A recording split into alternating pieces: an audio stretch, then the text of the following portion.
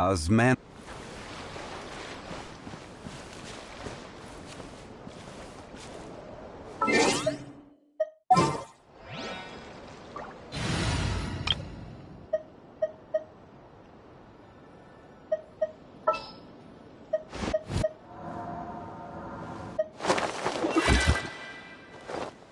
I have high hopes for this journey.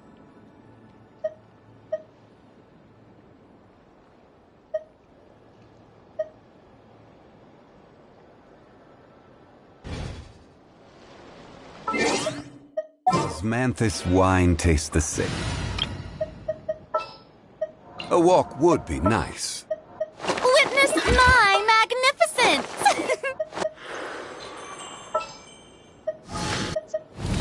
Increasing our combat strength? I'll do my best. No escape! Gather!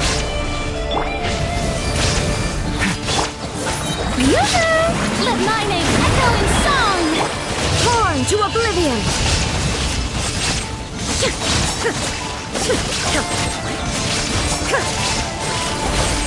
Illusion shattered! I will have order. Solidified. A turning point in fate! Thunder! Let the world collide!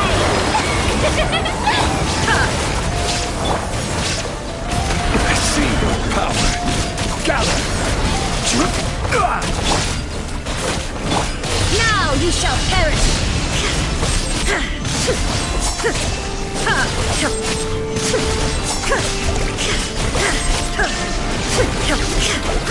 This is order. Stabilize. The show begins! Let my name echo in... Torn to oblivion!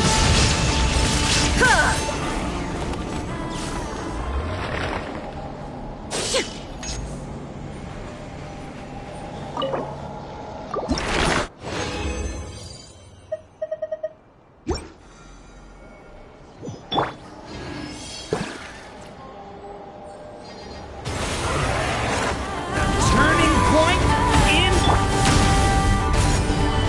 There is no escape! May I present...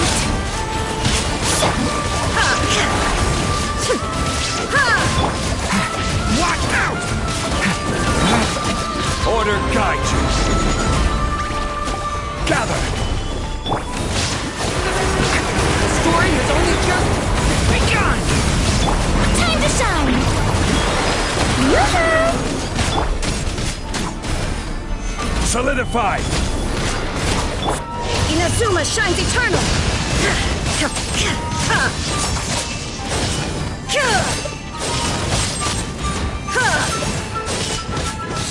Shine down! This is order. Power and claw! Let my name echo in song! Illusion shattered! Now you shall perish!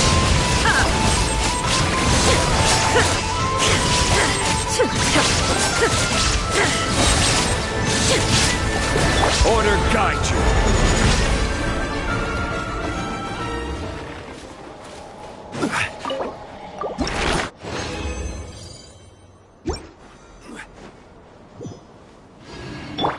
Shower me with praise!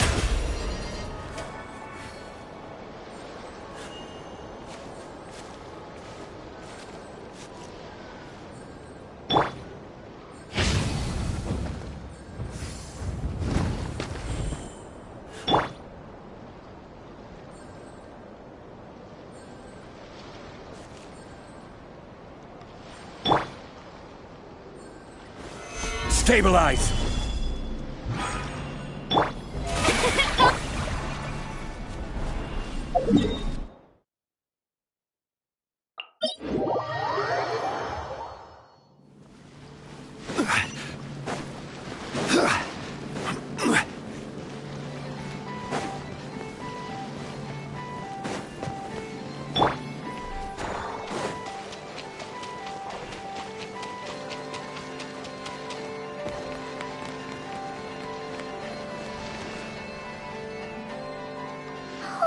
Do you think the others are making good progress? Oh, hey, look!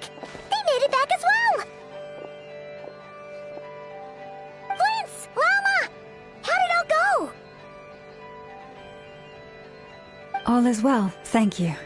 Nefer and Yehoda had to stay at the curatorium to wrap things up, so they won't be joining us for now. I ran into Miss Anefa and Miss Aino on the way back.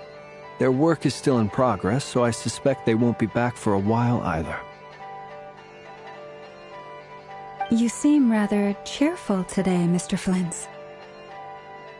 I certainly am. I achieved what I set out to do and came away with more than I bargained for. Fighting alone can get quite tedious, but I had the good fortune to run into a pair of brave young warriors.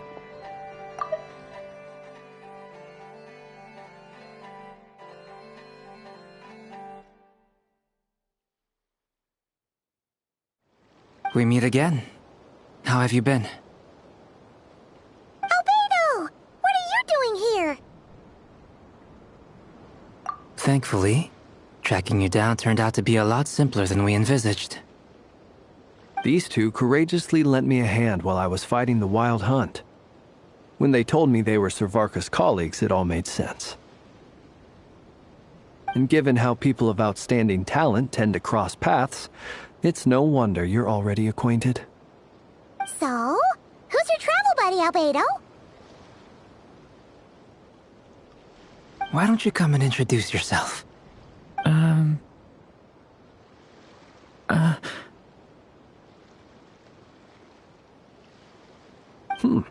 A gentleman of few words, I see.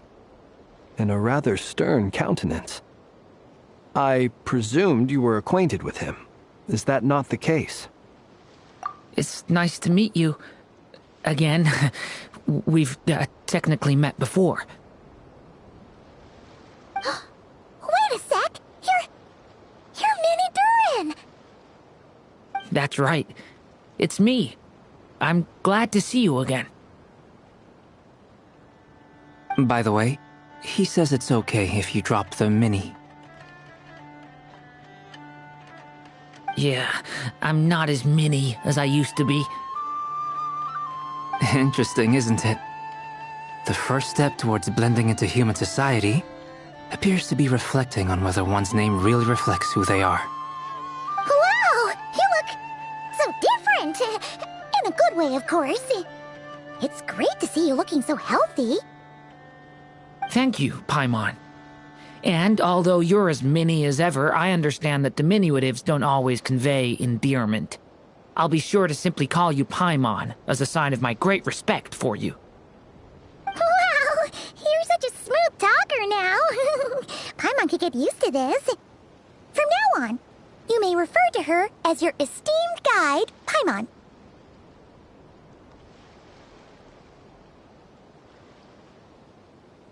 Personally, I think our little Paimon is the perfect size. When people call her Little Paimon, it's just because she's so adorable that they can't help themselves. If that's not a sign of endearment, what is? You're absolutely right, Miss Lauma. My brother still has a long road ahead of him when it comes to understanding human relationships. Anyway, speaking of long journeys, didn't Columbina leave with you? How come she isn't back yet? She's been catching up with old friends. Wouldn't be surprised if she stopped for a cup of tea or 10 on the way back. Uh-oh. People are talking about me. Hope it's nothing negative. Judging from your expressions, I'm guessing it all went well? It's getting crowded here. I'll go grab some chairs. No need. This is a job for an alchemist. I'll whip some up momentarily. Thank you for your hospitality, ladies and gentlemen, but I was merely escorting my friends back. I'll be meeting Sandrone shortly, as we still have some things to discuss. It's been a pleasure, everyone. But this is where I'll say goodbye. We really appreciate your help. Oh, come on. Spare the formalities. I'm just glad I could help out some true friends. I understand. Well, bye for now, Harlequino. Oh, this place is hopping. It's probably a good thing one of us left. Otherwise, we might not fit all these people in. Are you saying we're about to run out of chairs? As a matter of fact, I am. Come on in and see for yourself.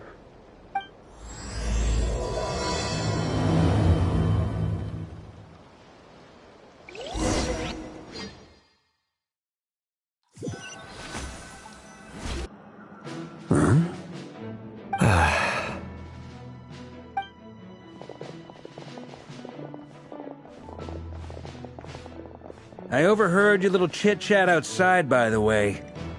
With Miss Columbina's colleague gone, we should be back to the original crew plus the other colleagues I brought in. Though, it looks like we have another new face. Someone else managed to rope in a colleague, too? Frankly, you and Paimon are the only people I know here. This here is Deanslip, colleague of Tibet's greatest guide, Paimon, and greatest adventurer, the Traveler. Well, not exactly colleagues, more sort of friends. When someone else jumps in to do the announcing, you know you're speaking to someone important. Let's hear what he has to say.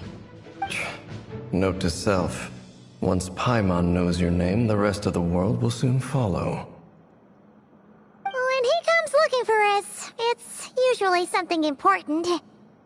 Paimon's guessing you've heard about the... From the looks of it, you're about to hold a meeting. If I were to say that the Wild Hunt is our mutual enemy, would that earn me a seat at the table? As the saying goes, the enemy of my enemy is my friend. Mr. Dainsleif, there's a seat with your name on it. Though, I can't promise the same for everyone else. Hey, Albedo, think you can rustle up a couple more chairs? After all this time apart, Grandmaster Varka's first order is to rustle up a couple more chairs. Is he being sarcastic? Hey, he's your brother. Why are you asking us? I've still got a lot to learn about the nuances of human conversation. Trying to decipher Albedo's way of speaking has been like jumping in at the deep end. Oh, good point. Paimon gets you now. Don't sweat it. There are people who go their whole lives without getting the hang of it. You're ahead of the game already. I wonder what's taking Nefer so long. Perhaps you should go and check in with her. If anyone can hurry her along, it's you. I just got back from the curatorium. Besides, aren't you curious to see what's taking her so long? Miss Nefer doesn't strike me as the type to share secrets. And since gathering intel is her specialty, I'm guessing she'd prefer to keep her methods confidential. Under such circumstances, would it not be tactless for me to impose? Oh, but it's fine for me to impose. What can I say? You have an unrivaled ability to garner people's affection, Miss Moonchanter. Besides, you have far more in common with her than I do. All right, then. Impressive. She barely fought back at all. I admire your powers of persuasion, my friend. As I'm sure Miss Lauma will realize soon enough, the trick in life is to always pitch in with other people's responsibilities so that you can be selective with your own. Another trick is to simply hide in the background. Spoken like a true sage. Anyway, looks like we've got some time to kill before the meeting. Let's take a little breather, folks. And feel free to chat amongst yourselves. We'll get down to business once the other two arrive. Strike a pose! You're both awfully quiet. Why don't... Have either of you ever had your portrait painted? If not, I'd be glad to help. That sounds like a lovely idea. You know how to paint, then? I dabble occasionally. He's an excellent painter. Tables, chairs, people, dragons, you name it. He'll paint it for you. I'm flattered. If I ever get the chance, I'd like to give it a try myself. I'll bear that in mind. Anyway, how about you, Durin? Oh, I'd be fine with anything. Whatever style feels best to you. Very well. Then I'll play it by ear. You can replicate any style I want? I can try. If you show me a sample, I'll do my best to match it. Thank you. In that case, I'll dig up some reference material for you.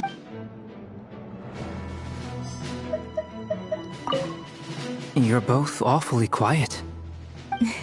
Have either of you ever had your portrait? That sounds like a love. I dabble looking. He's an I'm flat. If I ever get... I'll bear that in mind. Oh, whatever style. Very well. You can replicate it. I can try. Thank you.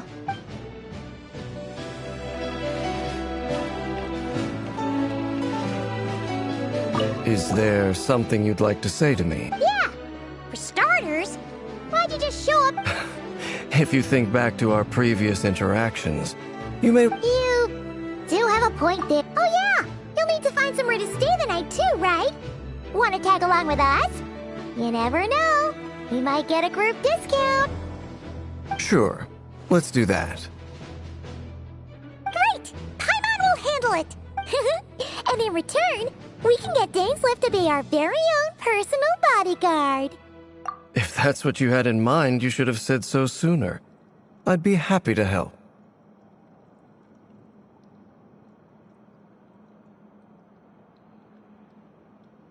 Oh, okay then. Paimon was only kidding, but good to know. Anyway, since we're all here together, we might as well watch each other's backs. That's just what friends do, right? Indeed. Thank you.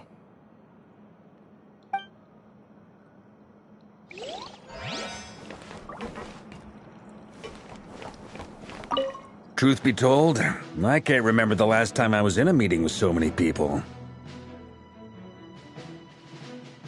You're not alone there, my friend. The Lightkeepers also struggle to bring everyone together for a serious discussion. I don't doubt that. I've only ever met two Ratniki, one being you, and the other being that young guy, Itlua.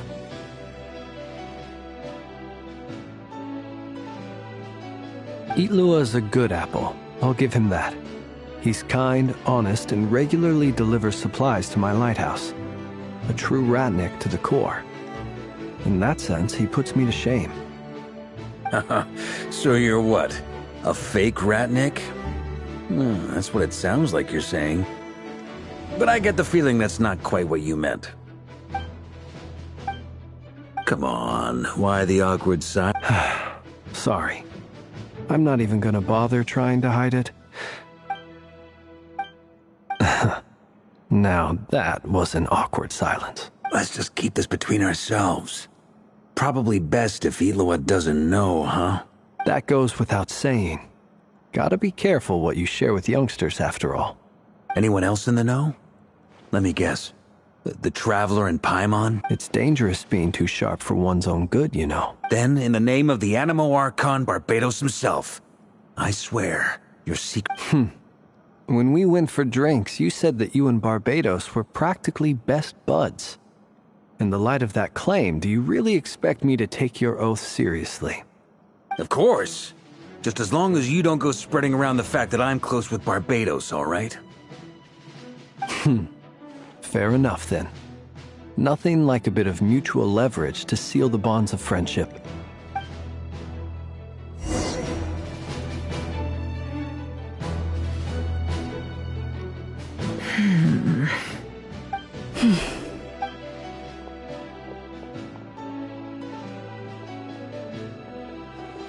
Ah, Miss Nefer. You made it after all. But what about Yehoda? I'm here to give you an update on how things are going on our end. Once this is over, I'll be heading straight back to continue my work. I left Yehoda back at the Curatorium to watch over things while I'm gone. Huh. So much for just this once. Shh! Not so loud! We're on a roll here! What if she remembers and... Did you say something, Mr. Varka? I didn't say anything. Right, Flint's? Must have been a frog. They get so noisy around here at nighttime. It's like they're putting on a concert in the background. Anyway, before we begin, there's a few introductions to make. Let me start by saying that it's an honor to be speaking before so many distinguished colleagues and collaborators. First up, we have Miss Lauma. As Moon Chanter, she's the leader of the Frost Moon Scions, a local religious community in Nod-Krai. Then there's Miss Nefer, boss of the Curatorium of Secrets, an intel gatherer extraordinaire. Nefer is leading the investigation into Rerer's background, assisted by Yehoda and Lauma. From the little I've heard, they're making some great progress. Over here, we have Mr. Flint's, a ratnik and guardian of the abandoned lighthouse. In our last operation, he courageously distracted the Wild Hunt to buy time for the rest of us. For those of you who've never met, this is Mr. Albedo, a renowned alchemist and captain of the Knights of Favonius investigation team.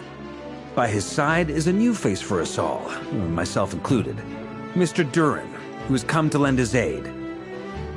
Next up, we have the Moon Maiden and former Fatui Harbinger, Miss Columbina. Then we have the Traveler, who's earned more titles than I could possibly hope to list out, so I'll spare you the rundown. And Paimon, the ultimate travel companion and quite possibly the best guide in all of Tevat. Wow! That's a lot of people! Miss Nefer, it looks like you might have another job coming your way, so, congratulations on the booming business, I guess. You think I haven't got enough on my hands as it is? Who's looking for me now? That would be me, Miss Nefer. I have a commission for you. And you are? Who I am doesn't matter right now. What does matter is that I'd like you to gather more intelligence about the Recher of Solnari. Well, it's not as if we never take on anonymous commissions. But in your case, I'll have to decline. I'm gonna take a wild guess and say your job's probably more hassle than it's worth. Something about you seems like bad news. It's my eyes, isn't it? Conrian, I assume. And what's with the mask? Are you trying to hide your identity? In any case, the fact that you're even still alive raises an awful lot of questions for me. My name is Dainsleif. And yes, I am from Conria. As I'm sure you're aware, the Recher of Solnari's real name is Rerir. He was once an acquaintance of mine. Really? Then you must have been quite an influential figure yourself. You flatter me, but none of that matters anymore. My point was simply to clarify why I have asked Miss Nefer to investigate Rerir's background. So you're both from Conria, and it sounds like you used to be friends? What am I missing here? Surely you already know how he became one of the Five Sinners.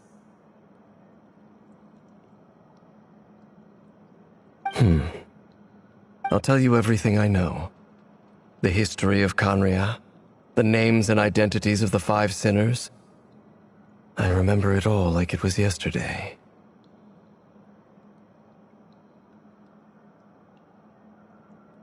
I have never spoken openly of this before, but the truth was exactly as people say. The Five Sinners were each driven by their own desires, and it was by playing upon these that the Abyss tempted them to their fall. The visionary, Vedafinir, who wished to foretell the future. The wise, Haroptatir, who sought limitless knowledge. Gold, Rheindotter, who desired to create life. The foul, Surtologi, who pursued supreme strength. And last, but not least, Recher of Solnari, Rerir, Ravager of the Moon. Of the five, Rerir is the only one who remains a mystery to me. He never harbored grand ambitions, so what changed in the space of a single night? How did he come to fall like the others? In other words, You're saying that his change came as a shock to you, and you have no idea what actually happened? That's right. You mentioned how the Abyss tempted them, which led to their fall.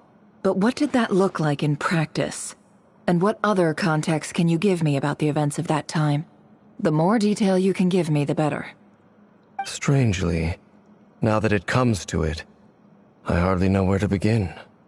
The fateful night took place during the era of the Eclipse Dynasty. One day, my elder brother, the visionary, Vedifenir, was summoned to the palace by the Vinster King, only for the king to gouge out his eyes and cast him into the dungeons. When I came to hear of this, my fury knew no bounds. I gathered together every ally I thought I had, and together, we set a night to storm the palace and free Ved. Centuries on, the memories of that night still haunt me, like a never-ending nightmare. We broke through the palace gates, just like we had planned, each striking towards our separate targets. But then, I was betrayed. Even Vedifenir, the very person I had come to rescue, abandoned me and partook of the Abyss's power. So, it's personal after all. Then tell me, Mr. Dainsleif, what price are you willing to pay? You, of all people, must know that nothing comes for free. I cannot say what price would be worthy of such a commission. But know this. Rerir was not always a madman. Believe it or not, there was a time when he was just an ordinary man, working for the Conrian Intelligence Service.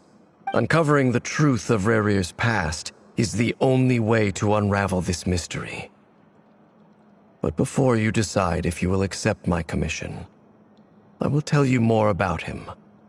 Enough, I hope, to help you plan your next move.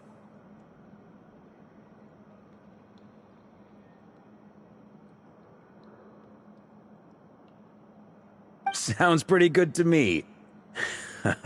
Feels like we just flagged down a random passerby, only to discover he's actually a master strategist who has a score to settle with our enemy.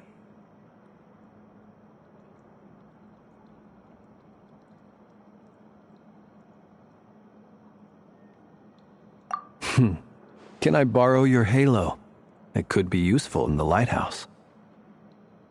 Hey, enough with the wisecracks! Besides, isn't that— Relax. It was meant to be a compliment. If that was a little over the top for your liking, I'll make sure to tone it down next time. I'll give your proposal some serious thought, Mr. Dainsleif. Let's speak in private once the meeting is over.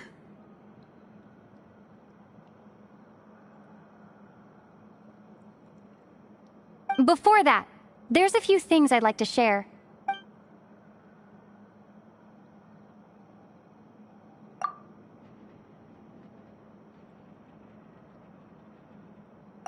Now that we've united the hearts of the three moons, your power should be greatly— I believe it will take a little longer.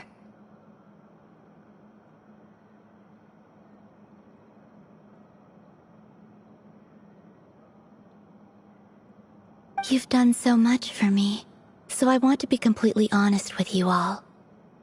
Even though I'm doing a lot better now, the truth is, my recovery will likely be an ongoing process. From the moment I was born, my power has been slowly ebbing away. And that is because Tevat has never accepted me. Even with the moons united as one, it seems my rejection cannot be undone. So far, I have yet to find a solution.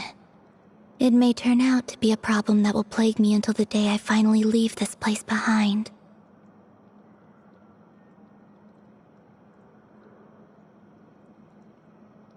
Even so, I will do everything in my power to help you drive out the Rayhir of Solnari. As Arlecchino put it, this is not about chasing the spoils of victory. It's just a gesture of heartfelt gratitude. Kutar.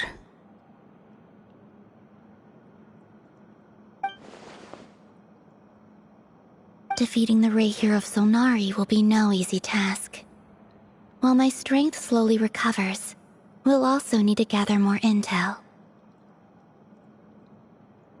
Naturally.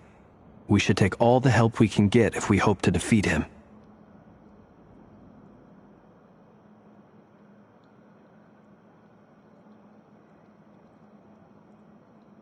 We've considered several viable plans now, but our choice hinges on the answers to a few key. Is it even possible to kill Rahier?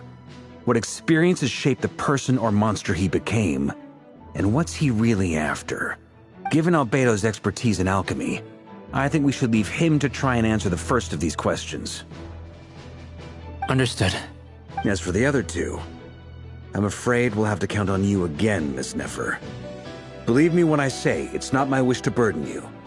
But right now, relying on your skills is our only option. So you're placing all your hopes on me, huh? We can't thank you enough for agreeing to help us.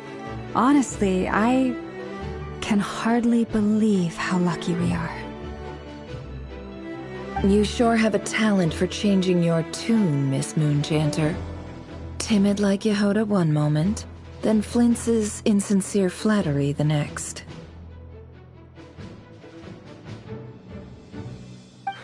Ladies, please.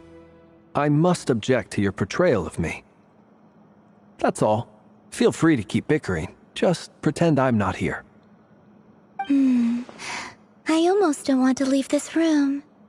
I'm curious to see how this plays out. I have faith in you, Miss Nefer. Something tells me you'll stand by us until the very end. Oh? And what makes you so sure of that? What if I suddenly decide that my compensation is insufficient? This isn't about the money. I can sense that you've got a deep-seated distaste for Rahier. And knowing you, that alone is motive enough. Look at them getting along so well. And I'm the one they accuse of insincere flattery. There is no justice. Miss Lauma, you have to understand something. Unlike you, I don't actually enjoy having everyone's hopes on my shoulders. Is that right? Well, maybe the fact that I'm willing to put my hopes in other people says more about me than you. But the fact is, I also trust you. And that's because I know that you're someone we can count on. Anyway, we've got our plan, so let's get moving. Mr. Dainsliff, let's talk. And Traveler, once we're finished, if you've nothing else planned, I'd like you to come with me. This whole experience is teaching me a lot. For instance, I now know that when other issues come up in the future, I'll have far more luck getting Lauma to convince Miss Nefer than trying to do it myself. Hate to say it, friend, but that's one of the funniest things I've heard in a while. Why? You think I've got it wrong?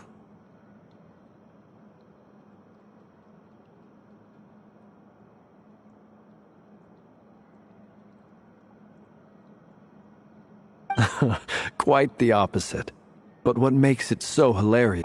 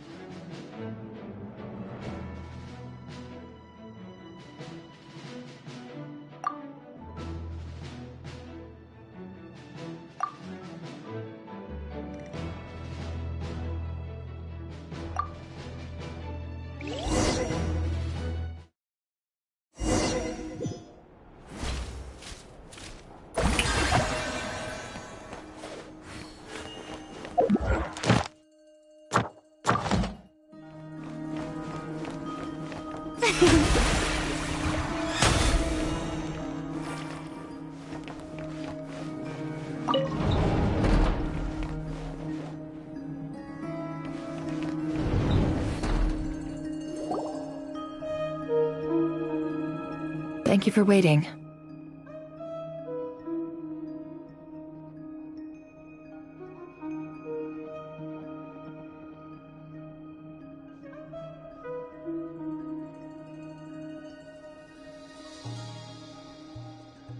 okay? We actually used the time to help Dainsleif get a room at the hotel. That's very considerate of you. Now, I trust you share my curiosity about Rerir's past, and you seem fairly familiar with Mr. Dane. We spoke at some length after the meeting. He was the one who suggested I should invite you to join this operation. He feels confident that these secrets will be safe with you. Dane has a lot of faith in us, that's for sure. Likewise. I appreciate that you got right on board without interrogating me about why I invited you. It shows that you trust me to explain everything in due course. That's because we know what you're capable of. We appreciate you too, Nefer. You might have been forced to help in the beginning, but this time, it was your choice. That's one way to put it. Another is this, that once a decision's been made, it's set in stone. After that, my only goal is to see it through.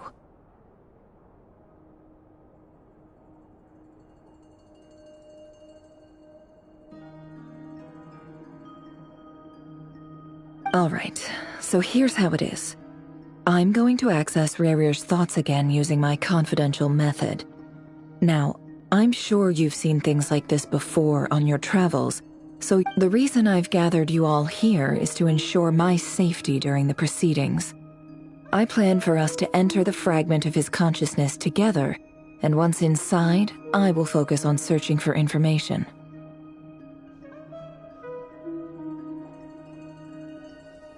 Think of this as a diving expedition into someone's brain. If I'm the diver, you are my safety equipment, tasked with keeping me alive while I'm under the surface.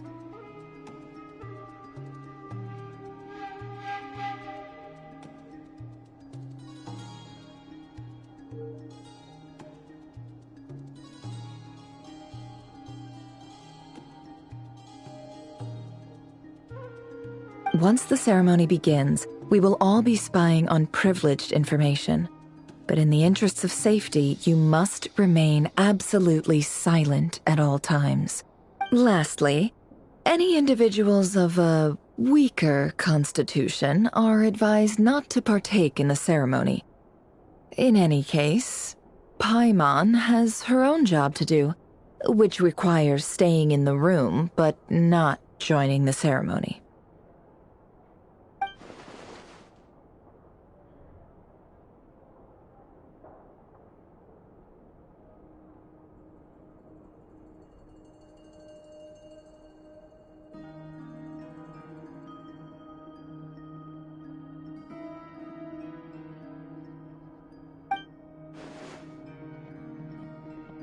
Well, good luck, everyone. Sounds like all Paimon. There's a little more to it than that.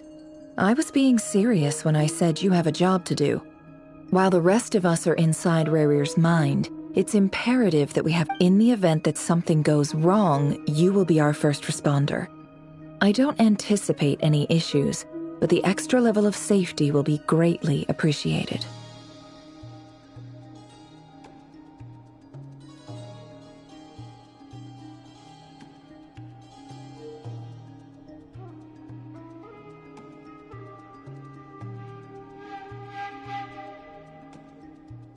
I second that. This is a dangerous operation here, and... So, Paimon's like... Good. Please, take a...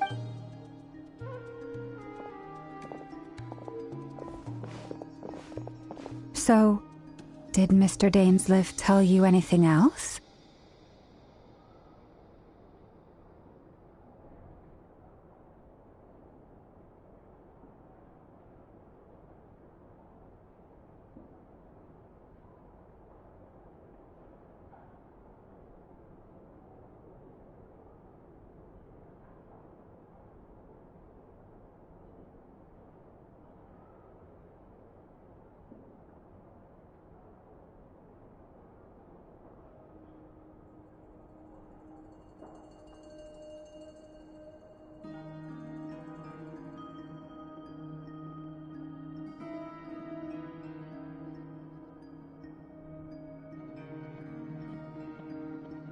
He told me that he believes Rerir kept some big secrets in his life. He's not sure that they were the cause of his eventual downfall, but he's... But surely you're not planning to go through... If you think that, you'd be overestimating me. But I do have my own professional reasons for taking this job. You think I'd turn down the opportunity to get a first-hand... Well, as long as you don't let morbid curiosity get in the way of safety concerns, we're good. We'll do whatever we can to help you.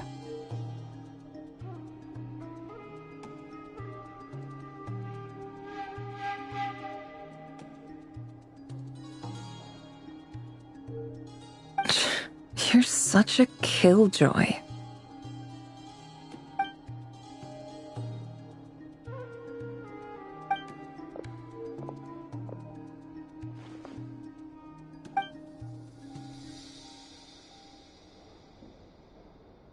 All right, I'm good to go. All set over here, too. Promise, Paimon, you'll be extra careful.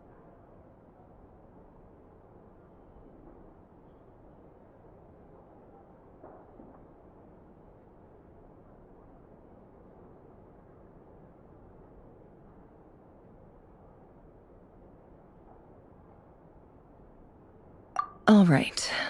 Let your whole body relax. We're about to begin. Close your eyes.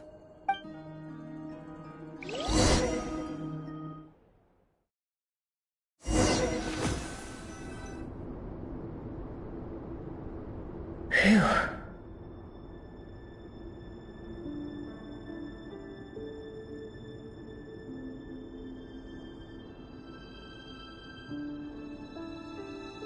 Could this be his office?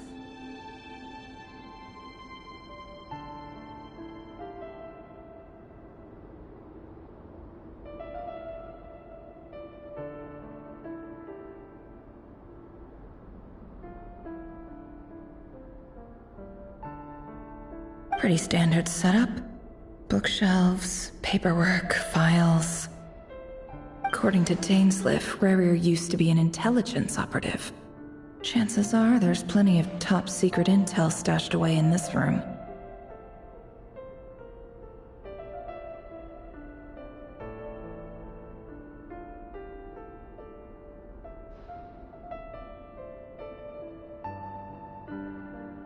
Is this where you keep your secrets, Rarier? Can't say I'm not looking forward to this.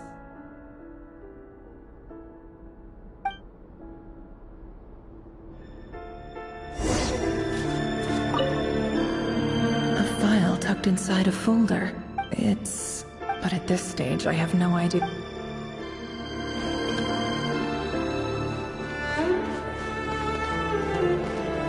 He looks even gloomier than last time.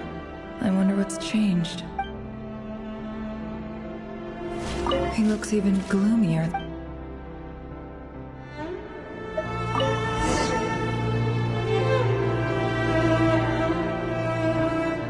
Today's files are in.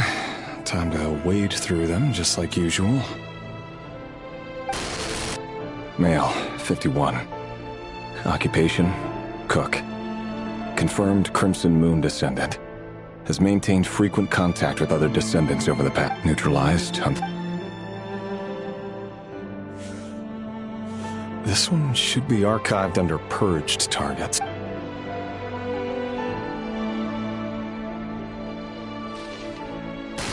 Female, 23. Occupation, office clerk. Confirmed Crimson Moon descendant. Has maintained frequent contact with other descendants over the past year. Poses a threat to the dynasty.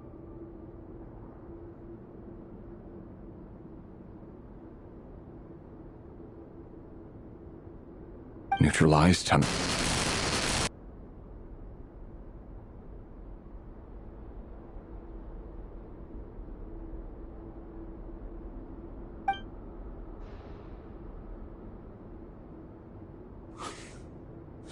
Another one for purged targets. Sounds like she was that other man's daughter.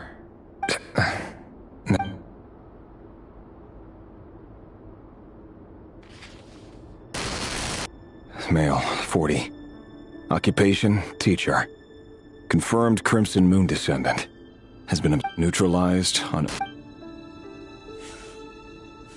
Just another nobody for the archive. Come to think of it, I remember surveilling this man. A case like his never would have been considered a priority in the past. Huh.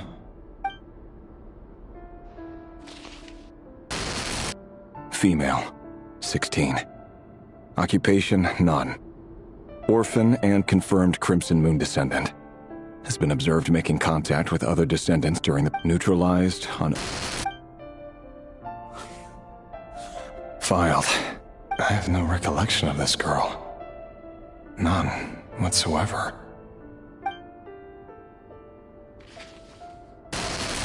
Female, 13. Occupation, none.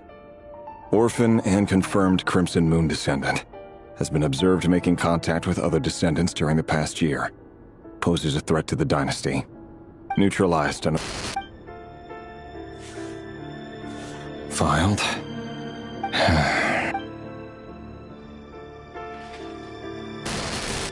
Male, 11. Occupation, none. Orphan and confirmed Crimson Moon descendant. Neutralized.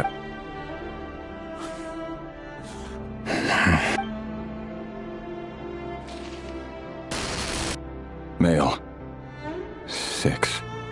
Occupation, none. Orphan and confirmed Crimson Moon descendant. Poses a threat to the dynasty.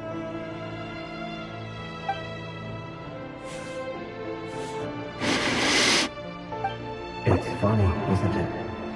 Your job is becoming both harder and easier at the same time, depending on how you look at it.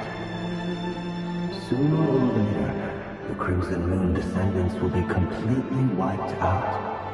But as their numbers dwindle, they become harder and harder to track down.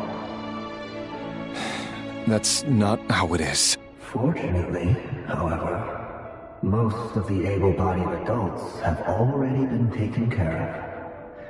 The remaining weaklings will be increasingly easy to deal with. No! No. My job is to ensure the survival of the Eclipse Dynasty. And the only way to do that is by eliminating any and all potential threats. It's a perfectly legitimate line of work. Every single one of my colleagues can attest to my fairness.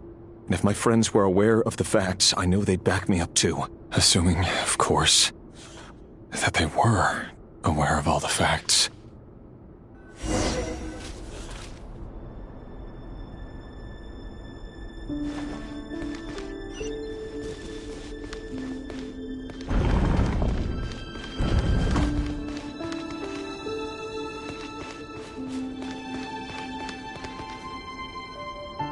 Mr. Vedifalnir, it's been quite some time since we last met. Revir, I trust you're here because you have something important. Forgive me. I wasn't tuning out, it's just, tell me. It is indeed within my power to foresee certain...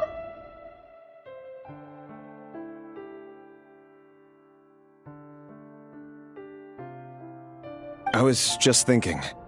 It won't be long before I'll be inviting both you and Dane to my wedding. That isn't a lie, but nor is it a fact as such. It's a wish, isn't it? No fooling a prophet. Ever since that day we met for drinks, I knew it was only a matter of time before you came looking for me. Does it feel good? Knowing... I'm afraid the notions of good and bad fail to capture the complexity of what such a power entails. Once you've seen what will come to pass, it can be all too easy to succumb to fear and melancholy. Unless, of course, you learn to abandon these feelings. You fear my silence, and long to hear the words I left unspoken that day. That's right. You must have noticed my reluctance to broach the subject. And the reason is simple. Because the truth could never have lived up to your hopes. For both our sakes, such words are better left unsaid. The burden of prophecy was never meant for your So who exactly do you deem worthy to hear your prophecies? None but our exalted king? Or rather, our king as he once was. You're closer to His Majesty than I am. You must know better than anyone how much he's changed. You say that as though it is to my benefit. Yet precisely because of that, I dare not speak rashly. A king can turn out to be the most virtuous of rulers, or a tyrant more terrible than the most vicious of dragons. You are so wise and far-sighted, yet still you would have me live in fear of the unknown?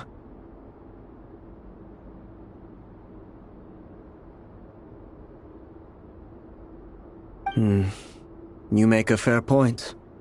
Especially given my silence alone was all it took to send you spiraling downwards. Very well then, let me offer you some advice. And I say this not as a prophet or a visionary, but simply as the brother of your friend. For many reasons, there is very little chance of your marriage ending in happiness. If happiness is what you seek, you should find another fiancé. Hold on. There's that same black fog again. Could this memory belong to Thelindis? Guess I'd better tread carefully.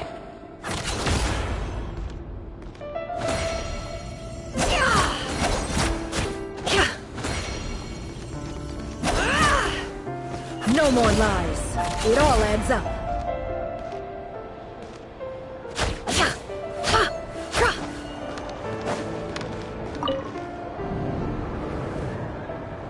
Wait. Hear me out.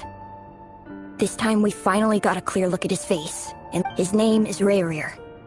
And he claims to be one— What did you say? A cruel irony, isn't it? The man you're set to marry leads a double life as a brutal executioner. Why are you telling me? Simple. It's because I want you to kill him. You— No, absolutely not. I would never dream of doing such a despicable thing. So you'll just stand by and watch him slaughter us to the last? Do not forget that the blood of the Crimson Moon flows in your veins too.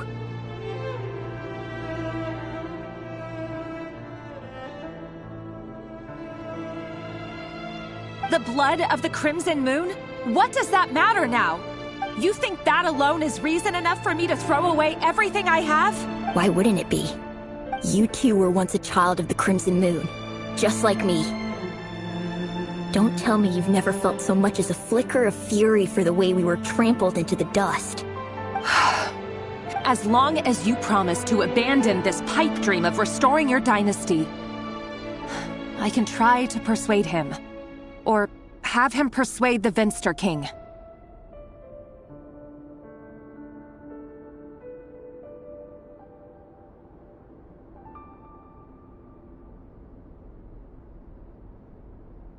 Persuade the Venster King? Do you even know why he's so obsessed with hunting us down?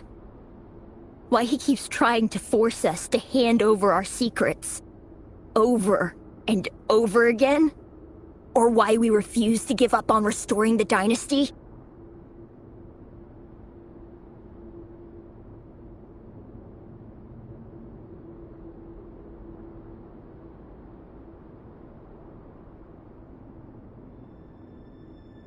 The Venster King.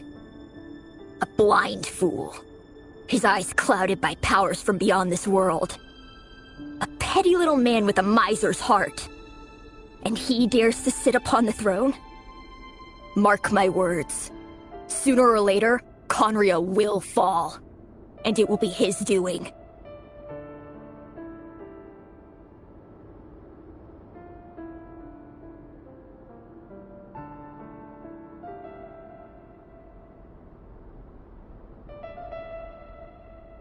If you can't bring yourself to do it, so be it. Just you watch. It won't be long before calamity descends upon us all. The Rayrir of that really is quite a secret you've been keeping, but who am I to talk? Am I really any better? I've kept my own past a secret. Love should be built on honesty. But ours was born from lies.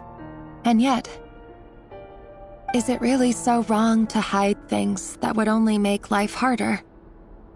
If we don't cover up the parts that no one else should see, how can we go on pretending to be normal? Vedifulnir must have known all this. And that's why he made his prophecy. In the end, nothing stays hidden forever. But I won't just sit by and watch this disaster unfold. I'll do everything in my power to protect what I cannot afford to lose, no matter who I have to face.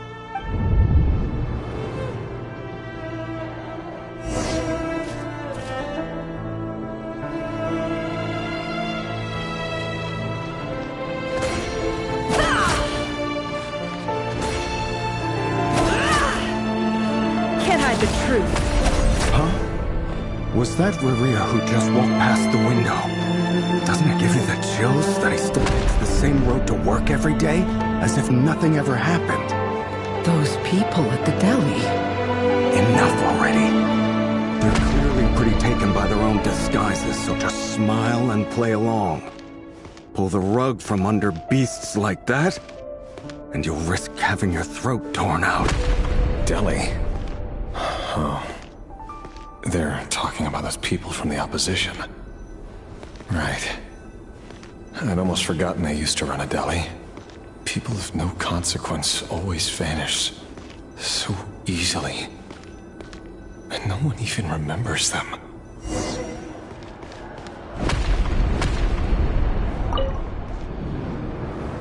But surely you can see he's not the man he pretends to be.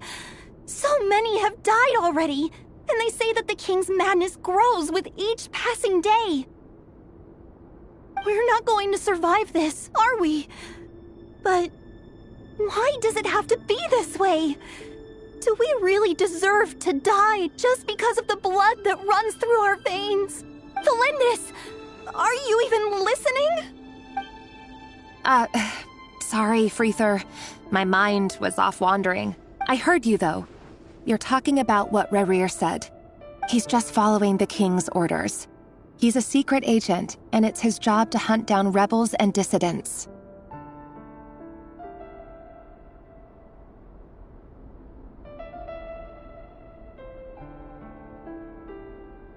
By the time you first met him, he'd already taken lives. Maybe he was using you from the very— No. Rerir has no idea I have anything to do with the Crimson Moon. My family are only distant relatives of the main lineage, and truth be told, apart from my teacher, pretty much no one knows I have any connection to any of it. It's been a long time. But as Orlog said, who could possibly talk sense into that raving lunatic of a king? No one.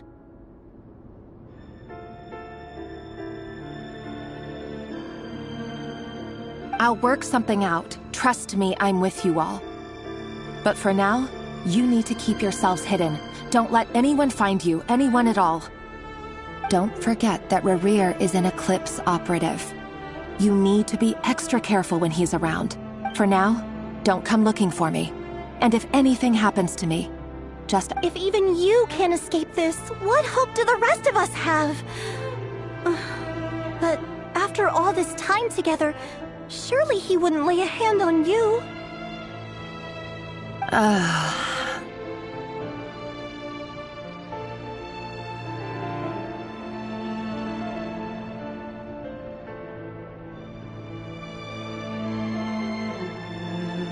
I won't speak in his defense, nor can I give you a clear answer to that question. Here, hold on to this. If an opportunity to escape presents itself, take it. You'll be— You call that change? I've got a job, and there's still money coming in. But you can't go anywhere right now. Please think about yourself for once.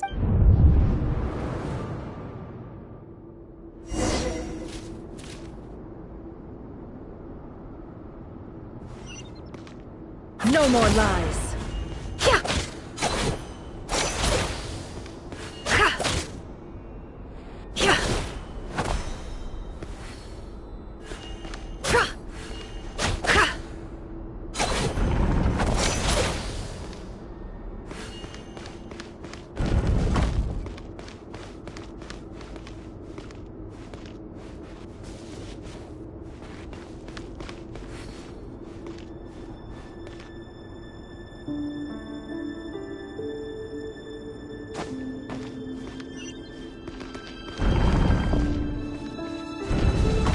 Another day, another round of assassination training. Training ground is just beyond this hidden passageway. When you kill a person, doesn't it bother you when you end up covered in their blood? Why would it? Aren't we all just walking blood bags? But not everyone is accustomed to hunting down others like prey. You've been a hunter for so long now, you seem to have forgotten that most people don't just go around killing one another. Leave me alone.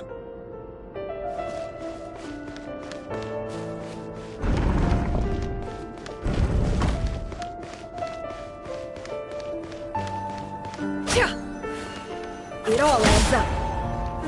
Can't hide the truth.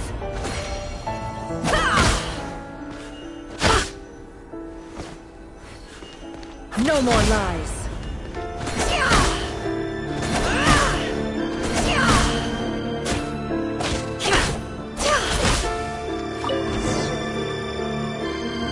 Make sure you have a firm grip on the handle. Then choose your angle well. Keep your movements light and brisk. And the prey won't sense a thing. I doubt that. I'll bet no one ever died a quiet death at your hands. I work clean. No traces.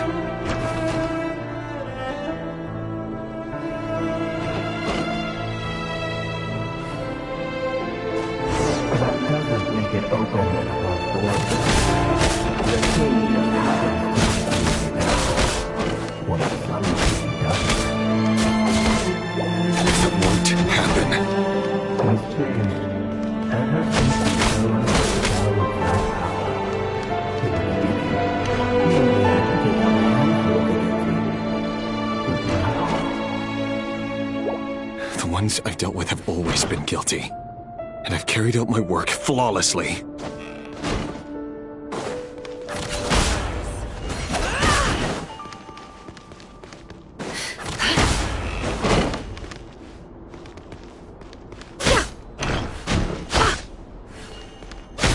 Can't hide the truth.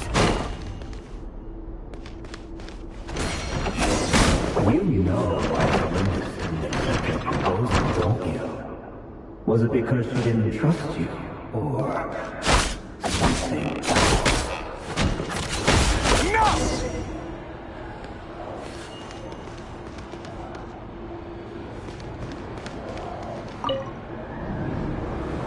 Delindis, do you still remember Orlog?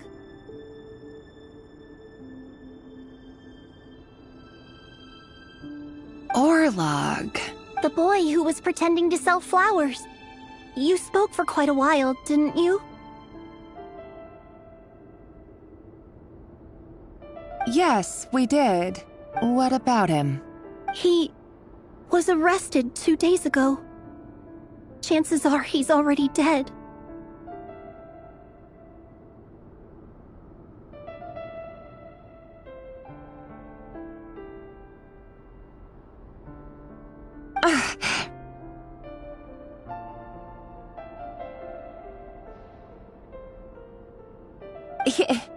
I just don't get it!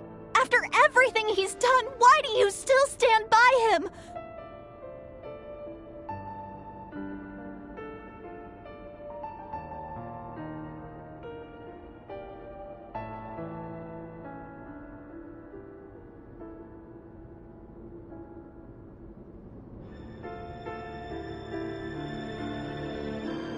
Or does it mean nothing to you that people keep dying? No, that's not... I need to go now, Thelindis. They're looking for us.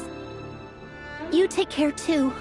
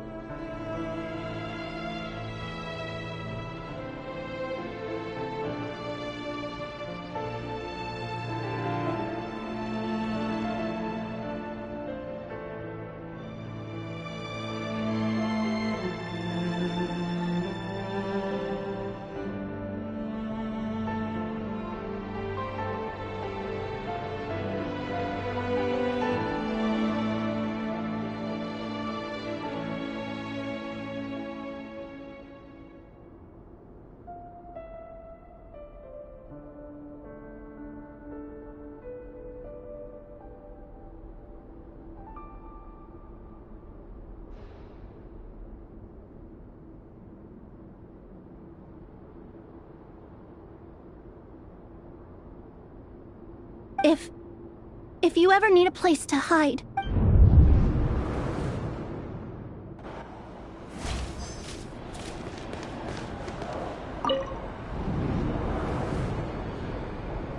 Author Thelindis.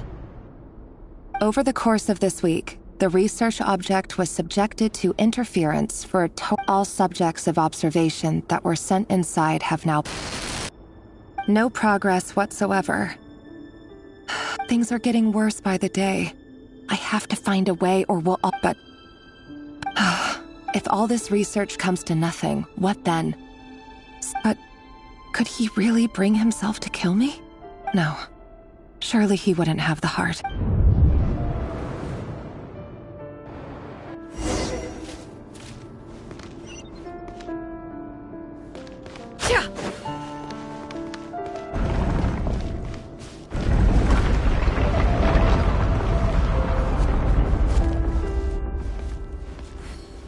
Why won't you just let us go? We don't even know each other. All we want is to live ordinary, peaceful lives. You want to live?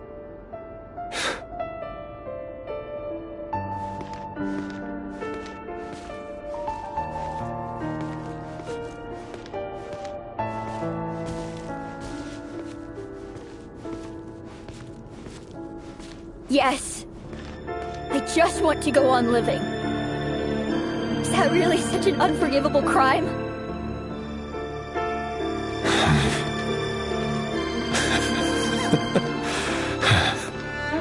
You want to go on living. I want to keep living too. To keep living forever.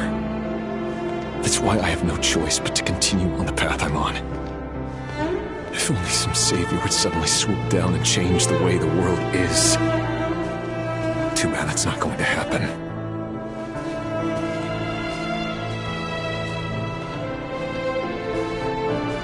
Imagine that. If there really were such a person, you and I wouldn't be standing here like this, would we?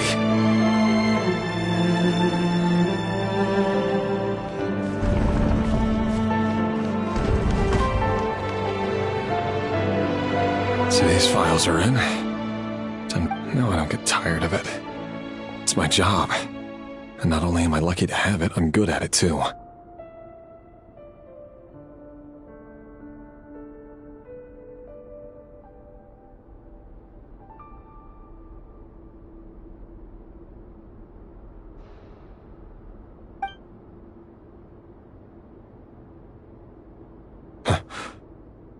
Wait. That's...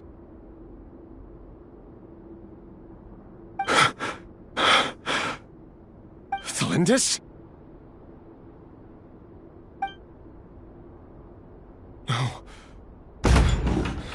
No. No! Why?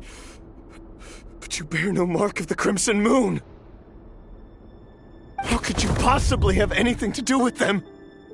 It cannot be! A diluted bloodline. Carefully concealed. I see it now. You've been living in the shadows just like me.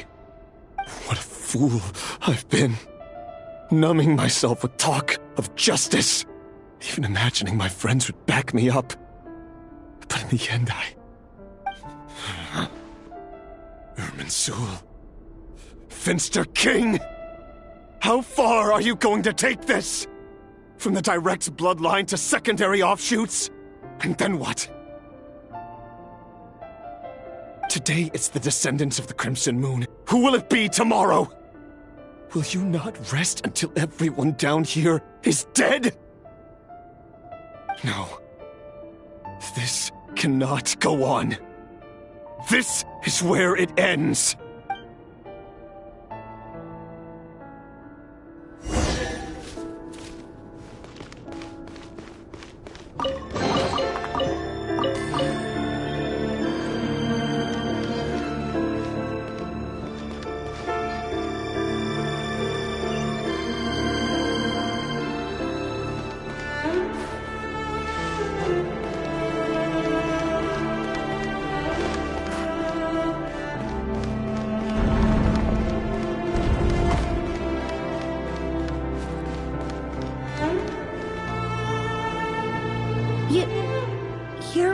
him. As long as you can guarantee that no one will find you. Don't worry, I'll be extra careful. No one will know I was here. But what about you? If you let me go, you won't be able to complete your mission, will... Good point. In that case... No, please! I just want to see the outside world again. To... Go on living? Yes. I know you're a man of your word. So please, just let me go. If I let you leave, what will become of me? But remember, don't let anyone know you were caught. We'll be seeing each other again very soon if you do. Even shadows in the dark must live by a code. But you can't save everyone. You've been whispering in my ear for days now, Vedavulnir. What are you trying to do? Break me down? I only say this because you long for an answer to your problems. Let her go, Rerir, or you risk losing everything. I will not abandon Thelindis. Then you'll need a little more vigilance and a lot more power. The world is changing, Rerir. Keep your eyes peeled for your moment of opportunity. That voice used to be so unclear, but now I know exactly whose it is. It's Vedavulnir. He won't tell me how to actually resolve any of this, but he keeps trying to manipulate me like a puppet. What's his game here? Tell me then. What will this moment of opportunity look like? And... no answer. He's like a ghost. Always disturbing me when I'm on edge, but never answering when I need him most. So, the Eclipse Dynasty was purging, well, massacring the descendants of the Crimson Moon. And it seems like it was all connected to the Vinster King's research. The King's obsession with abyssal power left the future of Khaenri'ah hanging in the balance. No wonder every aspect of Rerir's life was so unstable. And it looks like this Thelindis, Rerir's would-be fiancé, herself belonged to a sub-branch of the Crimson Moon Dynasty's descendants. It almost defies belief that a couple like them could hide the truth from each other for so long. If the Vinster King hadn't intervened in such a drastic way, they might have gone on deceiving each other for the rest of their lives. And why does Vedavulnir, Daneslif's older brother, keep talking in Rerir's head? This guy kept more secrets than I ever imagined. The human mind is like a vast desert of shifting sands. When you follow the flow of someone's memories, you only ever see the parts they're willing to let surface. Time for something a bit more creative.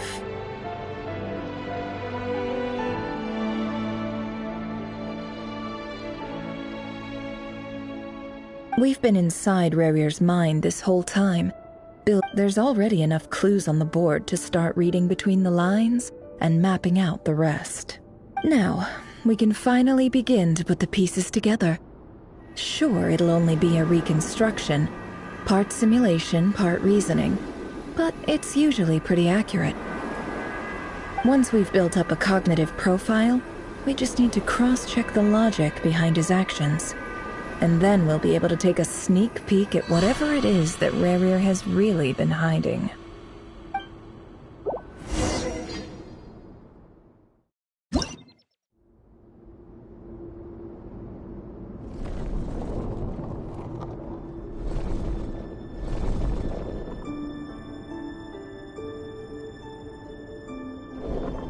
Rerir, are you there?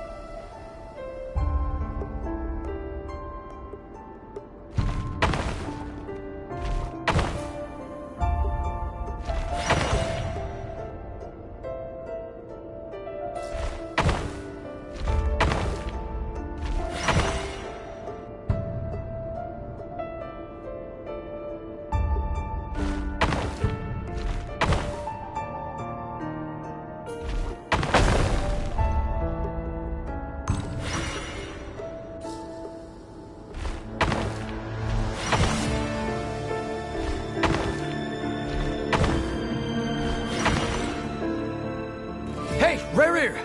Come out, it's urgent! Dane? What's wrong? Quick, come with me. I'll explain everything once we've met up with the other. Okay. I'll come. But the Lindis is still over at the Universitas. I'll need to... Alright then, but make it... I've never seen Dane so worked up before. Whenever the...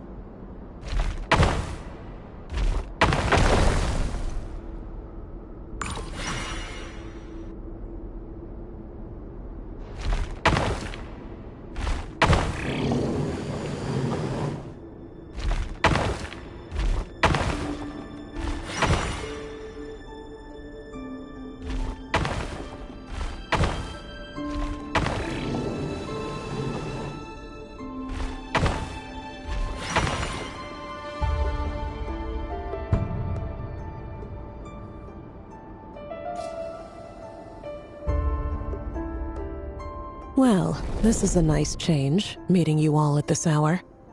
When men and women of ambition can speak face to face in broad daylight, I say that's a big step forward for our dear Conria.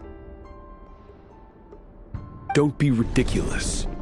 We do not fear the day. Why would we seek refuge in the night? You might ask your blade that same question. I'm told it prefers the cover of darkness. The word on the street is that Sertologi only strikes when he has an unfair advantage. But that is patently false. I see you're missing an arm and a leg. Surely only a fair fight could explain that. If this is your way of offering me replacement limbs, believe me, I'll take them. Oh, we can certainly discuss that. With bioalchemy, anything is possible. Assuming I have your full support in my research. Lunatic. Robtatir, what brings you here? Why, Dainsleif, of course. He invited me. Please, cast aside your apprehensions, Miss Rhindaughter. Whatever the rumors may say, I am but a humble servant of the king, and I can assure you he affords me no greater convenience than he does you. Well, the Universitas Magistrorum won't stop fawning over you, so at least some of the rumors must be true. You're clearly doing well for yourself, so drop the humble servant act. It endears you to no one. You're president of the Universitas Magistrorum, the chief royal mage known as the Wise by royal appointment, and by far the most favored among the 4 pillars of Conria. Vice President Veit doesn't even try to hide his envy when he sees you. My success is the product of hard work and good luck. It's as simple as that. Were the king not such an extremist, I hardly think I would have received a senior post at my age. Of course, no job is without its gripes. Serving a king like ours can be a challenging task, as I'm sure you can imagine. And as for Efterveit, in missing out on the presidency, he's dodged a mountain of stress. You're all here. I apologize for the short notice, but it was an emergency.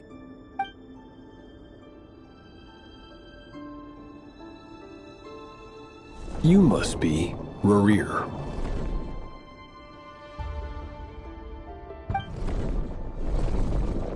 Mr. Sertologi. Yes, I handled your case file during your sentencing. Nothing personal, of course. I'm pleasantly surprised that you remember me. You're clearly a person of substance if you've been invited here. But Dainsleif, you'd better have a very good reason for convening this little gathering.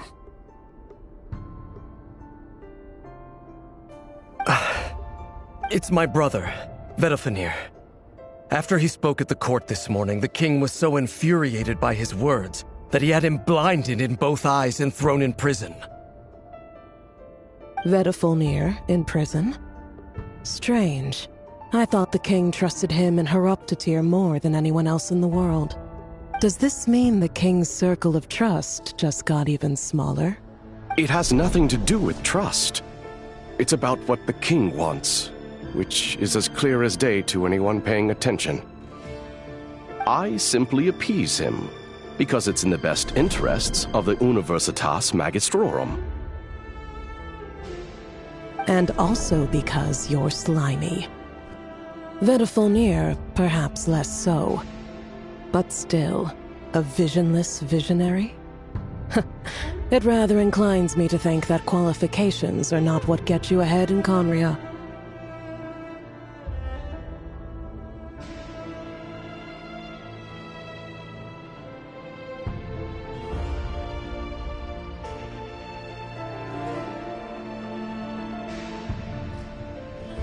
Do you honestly think this is an important discussion to be having right now? Dane, what are you planning to do? Rescue Vedalfenir, I assume. Correct. It will mean storming the palace by force. Tonight. I need all of you on my side. That's far too dangerous. And don't forget, Dainsleif, you're captain of the Royal Guard. You swore an oath to the throne. You've been planning this for a while, haven't you? I have no desire to commit treason. But whatever critique the king may have of Vedalfenir, disfiguring your most loyal subject for putting the best interests of his court and nation first, this is not the conduct of a wise ruler.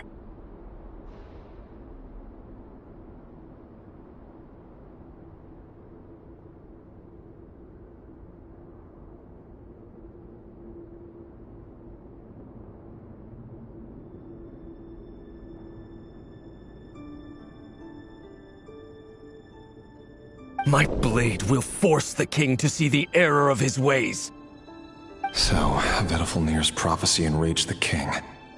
I'm sure it wasn't what he wanted to hear, but if he won't take counsel even from the visionary, that is deeply troubling news. The extent of His Majesty's madness is now all too clear. The question is, how does a man like me get out of this situation unscathed? You have noble ambitions, Dane. But I'm afraid they don't do much for a guy like me.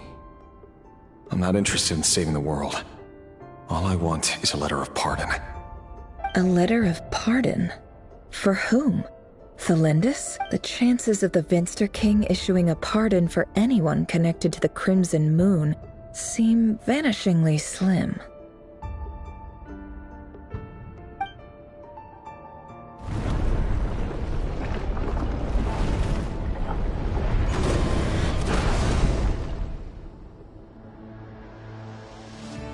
This black fog over the board must have some connection to Thelindis.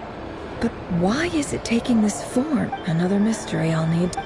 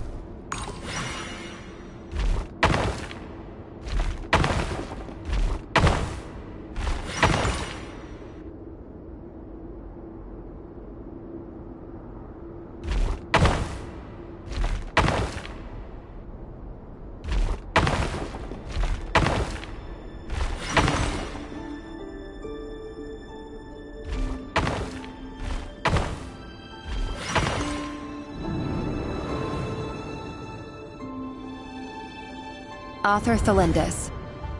Over the course of this week, the research object was subjected to interference for a total of 60 hours for experiment. Research dating back to the Crimson Moon Dynasty has established 2 points regarding moon marrow. Firstly, its origins have something to do with a god's power. Secondly, it serves as a portal to an as-yet indeterminate location.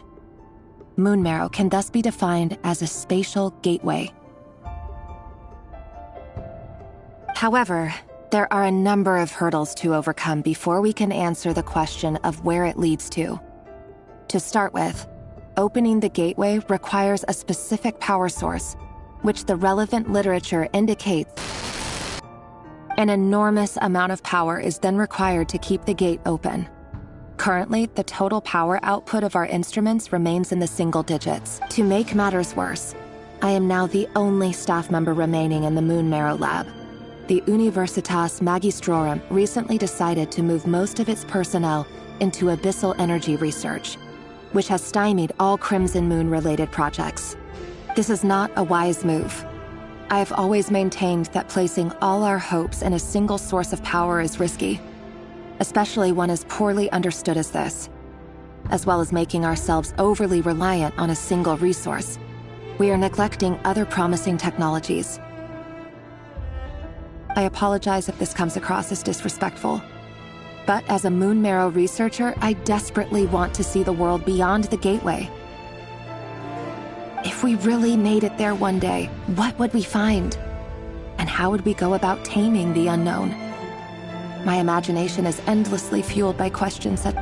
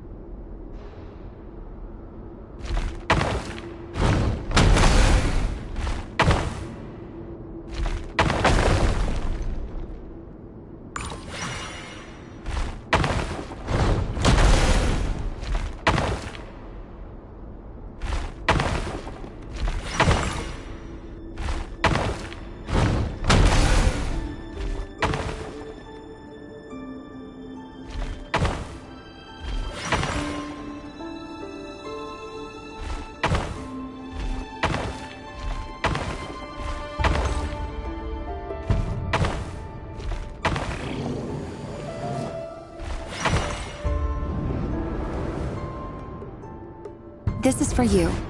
I heard you're gonna leave the city with your parents. Thelindis, did you hear about what happened? I've heard nothing.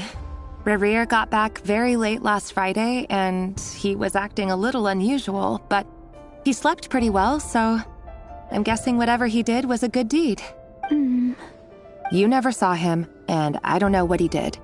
And this conversation never happened. What if he finds out that you pried into his secrets? Don't be silly. I don't know what secrets he does or doesn't have. All I know is he's just a normal guy. Are you scared of him? I don't know. The Rerir I know doesn't match the person you all describe. Logically, I should be scared of him. And yet, I don't want to lose him. But enough about that. You should get going, and be careful with the package I gave you. Keep it secret. Keep it safe. What's in it? A piece of the moon. All you need to know is that as long as you keep it safe, then in the future, everyone will be able to see a red moon. A red moon? That's right. Our moon. I promise, Thelindis. The Crimson Moon bloodline will never die out. Its light, the color of blood, will become like a fire that flows in our veins, no matter how.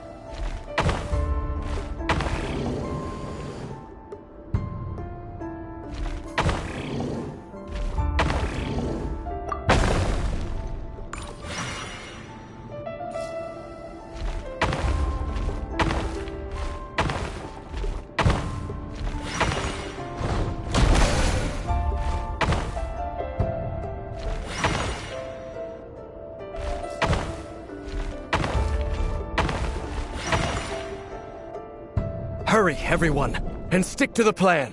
Sir Dainsleif, what are you?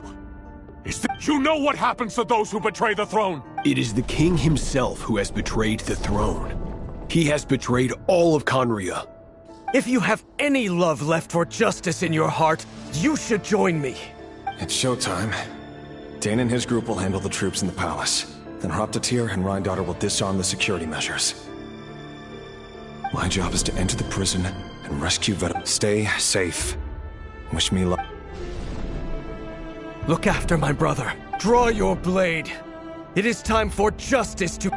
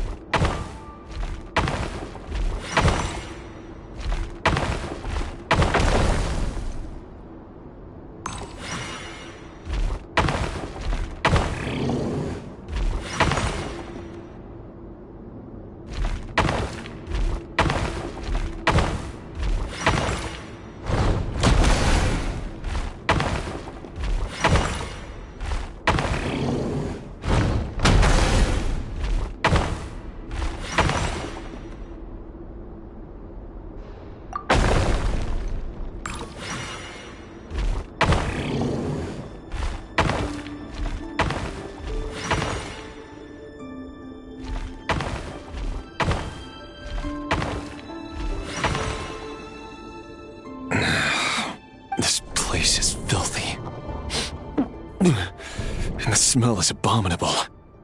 Clearly, the king doesn't allow his prisoners a single shred of... Found you. Hello, Mr. Vedafulnir. Ah, it's you. Surprised? Oh, wait. I guess surprise isn't an emotion that prophets feel very often. I certainly felt some surprise in the moment when I was blinded. Surprise at the king's sheer ignorance. Surprise at just how unfairly this world responds to words of earnest remonstration. I'm curious. What did you prophesize this time? It wasn't a prophecy. It was a word of warning. Someone had to say it. The king has forsaken all reason in pursuit of his obsessions. I simply told him that if he continues on this path, Conria will surely fall. But he didn't listen. Worse still, he stabbed you in both eyes and locked you away. Dane asked for my help. The court is in complete chaos now, but I'm sure you predicted that. Everything is transpiring as I foresaw, yet I am powerless to change it. Fate is an immutable force. I can but lament as the inevitable unfolds. I do wonder whether giving a man the power to see the future is nothing more for him than slowly crush his spirit. Forgive my curtness, Vedafulnir, but the king did not suddenly turn on you today. His suspicions have been brewing for a long time. You can't have wisdom beyond the reach of your fellow man without attracting his fear and suspicion. There are things the king does not want to see. So, he doesn't want you having visions of them either. He blinded you because he thought this would make the visions stop. He wasn't entirely wrong. I did indeed lose my power to see the future. Until what? Just now. I believe I saw something new. Well, tonight could go a lot of different ways. 5 of us banded together to storm the palace, also we could rescue you. This will go down as the most tumultuous day in Conrian history. I sense hatred in you. but also hope. A desperate hope that with the tyrant deposed, that will be the end of the story.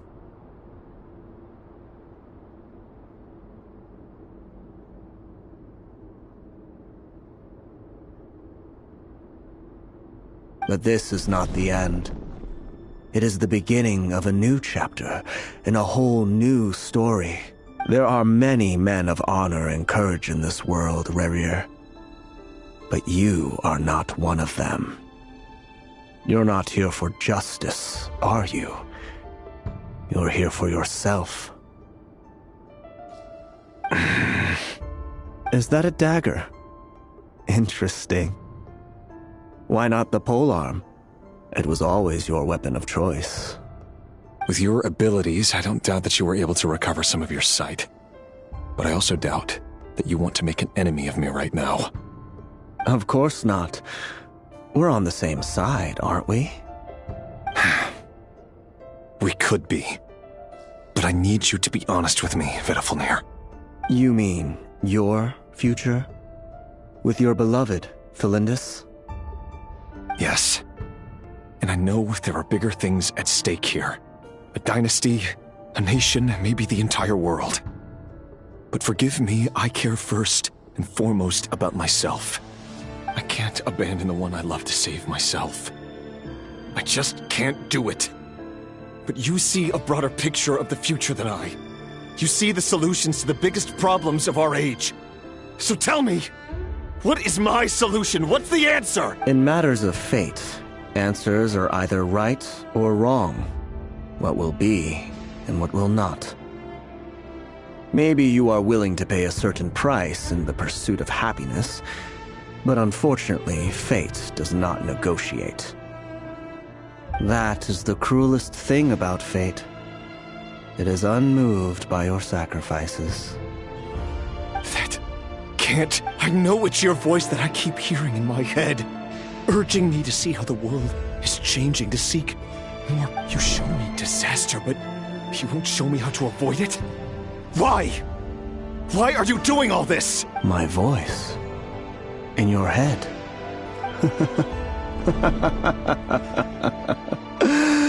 So, you hear it too.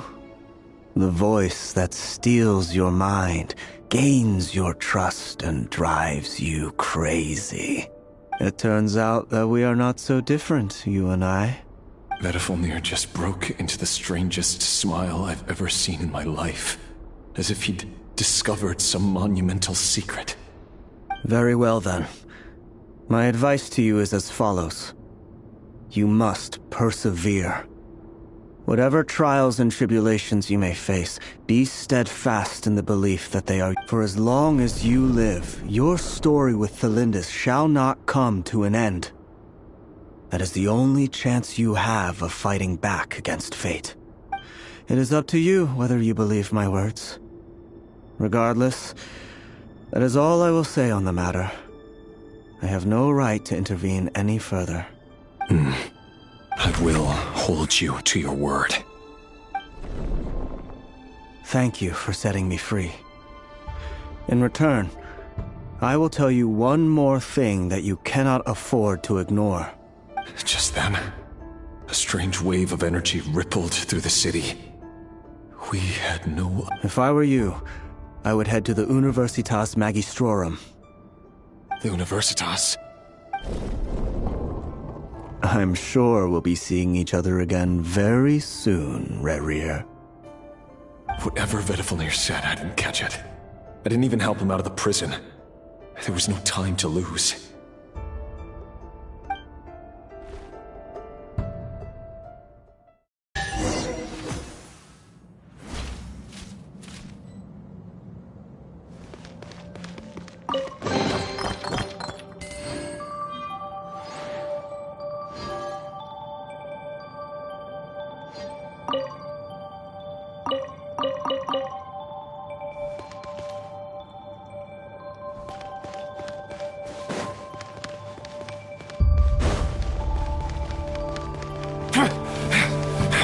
Monsters? Is this Rhindaughter's doing? Or the Universitas Magistrorum? Out of my way! It all adds up. Yoo-hoo!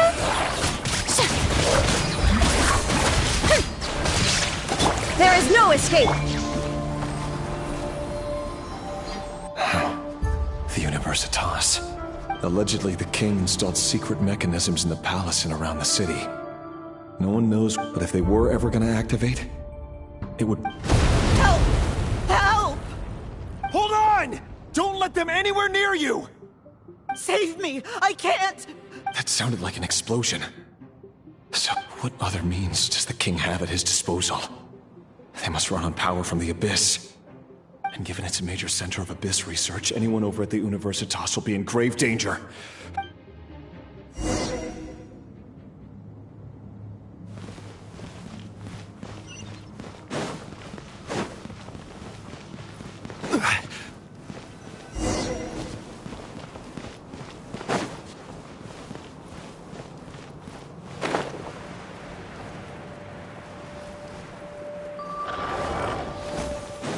This is order!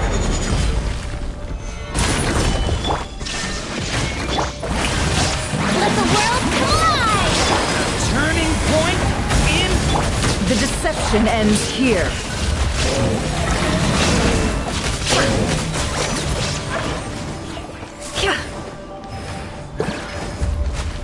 Can't hide the truth.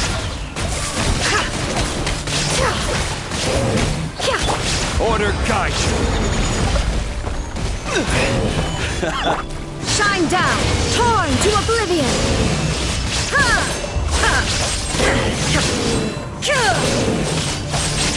Time to shine! This is order! Stabilize! The mystery unravels.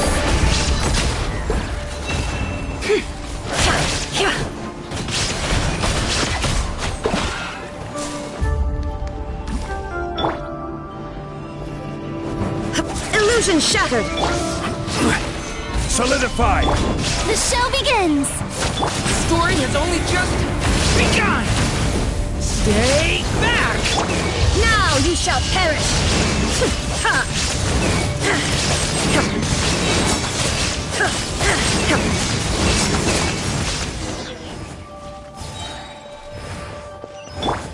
May I present?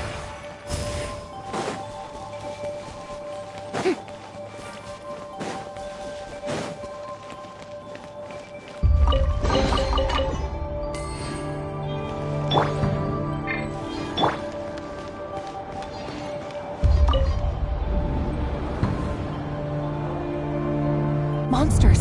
At the Universitas Magistrorum? Oh no!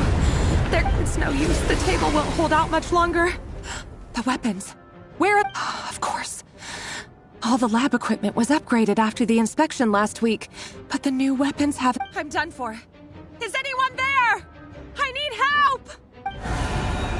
Ah! Stay back! Please stay back!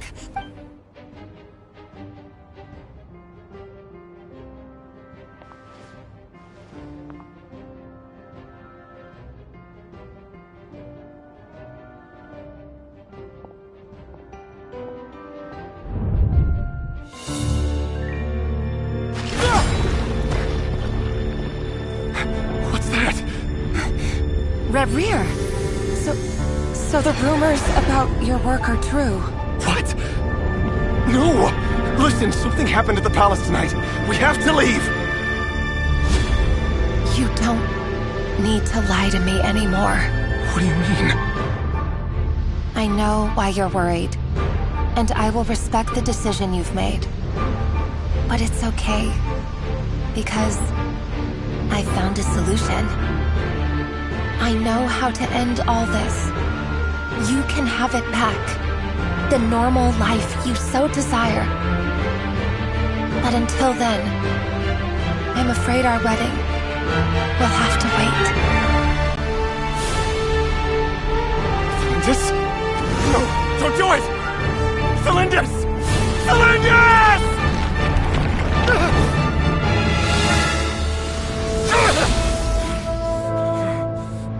I told you, Rear.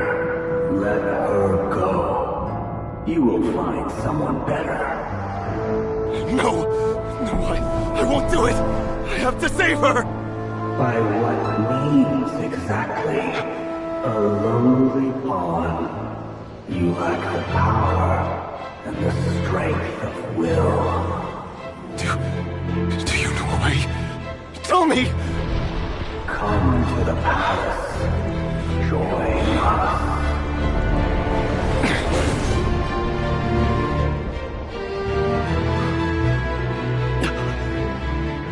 Rare, thank goodness we... Step forth and take your share.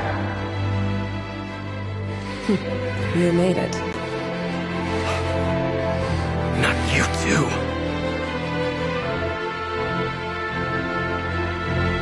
Hatred or grief, despair, desire. We all have our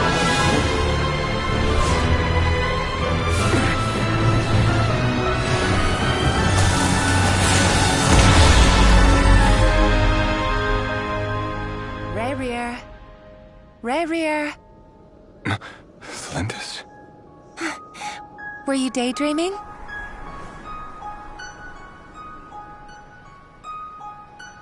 You still remember, Rear? That question you asked me a couple of weeks ago? Oh. You mean the proposal? Yeah. I'm wondering, where do you think would be a good place to discuss it? Maybe in the garden? Or were you thinking a fancy restaurant? It's your choice.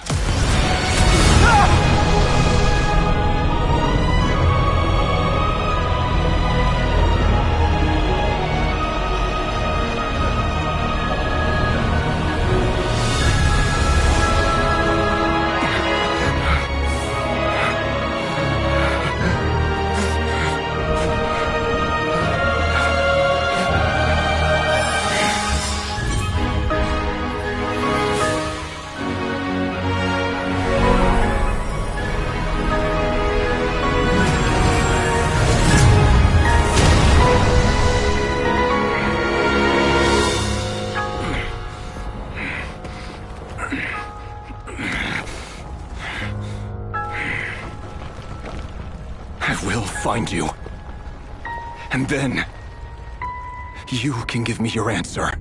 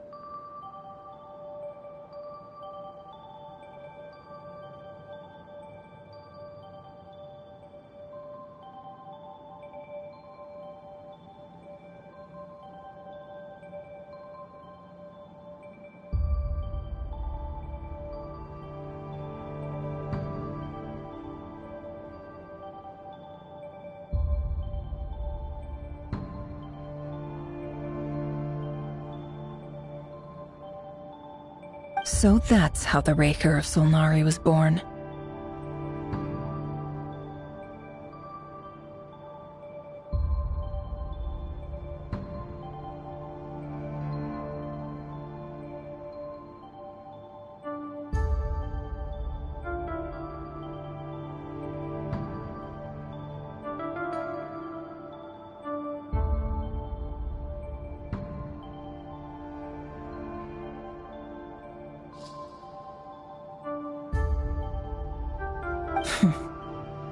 A monster created by circumstance is a monster all the same.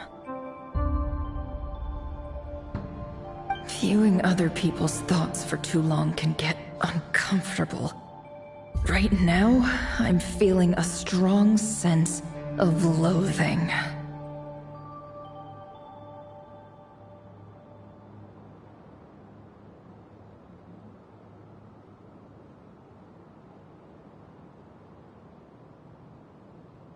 In a nutshell, The story of Conria is what happens when the truth falls by the wayside. Everyone tells little white lies, and before long, you have a huge pack of lies that destroys everything.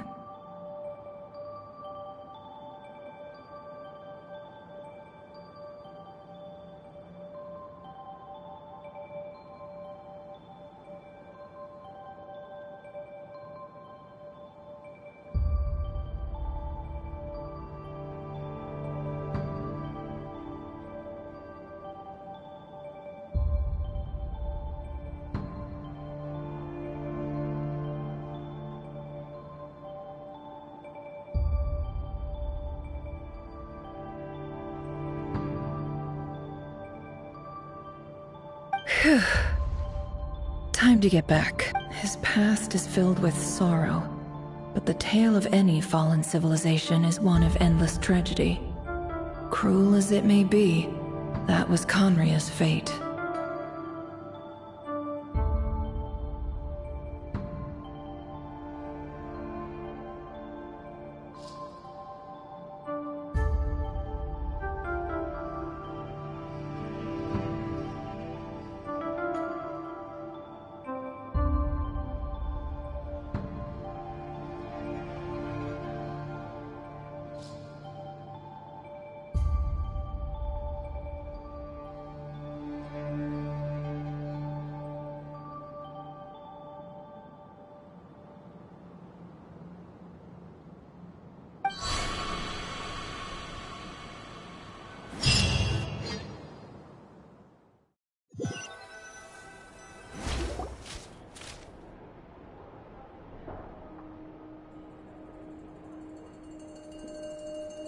Everyone, I'm back.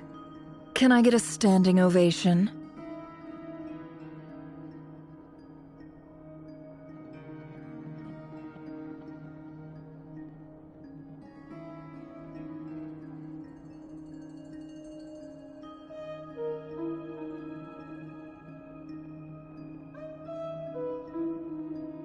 Never! How are you holding up? Feeling okay?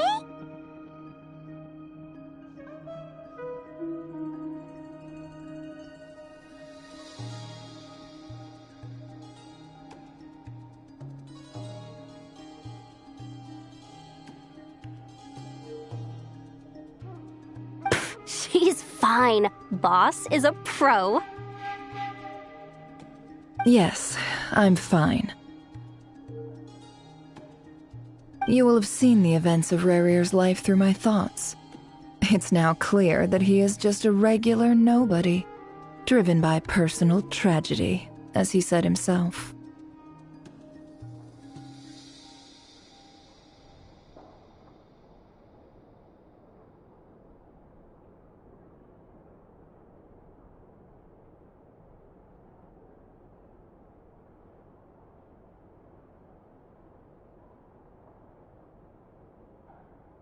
I mostly agree.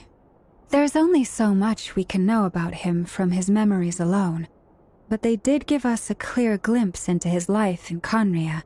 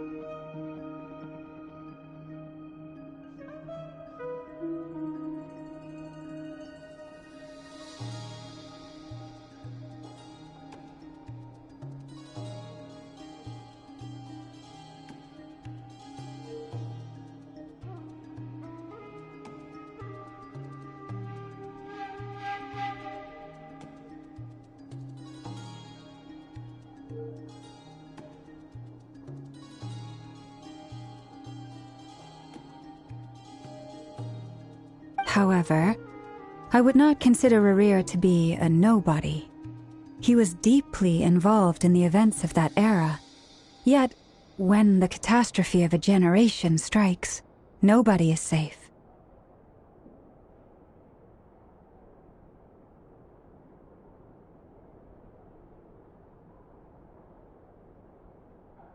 Sounds to me like you're speaking in riddles again.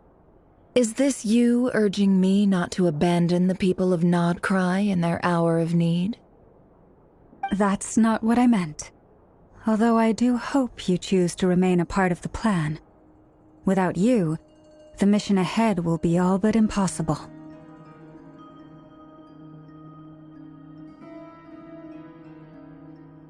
Then try to remember that I respond better to the carrot than the stick. And I don't appreciate being bossed around. Now, as for you, Missy, you were excellent. You stuck to the rules of the ceremony and kept your mouth shut the entire time. Bravo. Cool! So, can you fill me in on the deets now? Most of what I saw went right over my head. Patience. You'll hear the whole story, don't you worry. But let's meet up with the others first. It will save me narrating it twice. Yehoda? Yes, boss! Let me get that door for ya. That's more like it. For a moment there, I was worried you'd forgotten about the first clause of your employment contract. Forgive my curiosity, but what does the first clause say? It says I gotta do the annoying stuff that boss is too lazy to do for herself. Like opening the door, pouring the tea, yada yada. Is that right?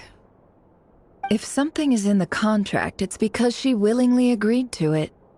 Rest assured that the curatorium abides by the very strictest of labor policies. You don't seriously think I'm cruel enough to treat her like my slave? In any case, I've hardly shied away from my share of the work today. Hope I don't catch Flintz and Varka lounging about in their chairs, enjoying a leisurely cup of tea. There's nothing I dislike more than other people enjoying themselves while I'm hard at work.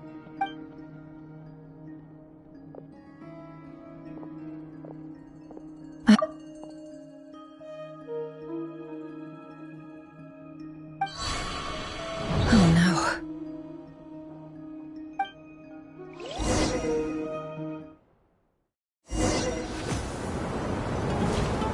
Sorry to disturb you, but we seem to have run into some trouble. Evidently so. Don't worry, I'm not about to leave you to fend for yourselves. I'm not that kind of boss. And it would go against the curatorium's labor policy. I'm sorry. What did you hear me say? I wasn't talking about labor policy. Wait. How long have I been standing here? Not long. You just appeared by the door a moment ago.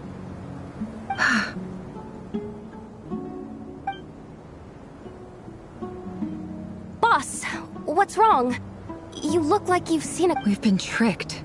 We never left at all. Somehow I hallucinated that whole scene back inside the office. Hallucinated? But how? How indeed. This place should heed my will alone.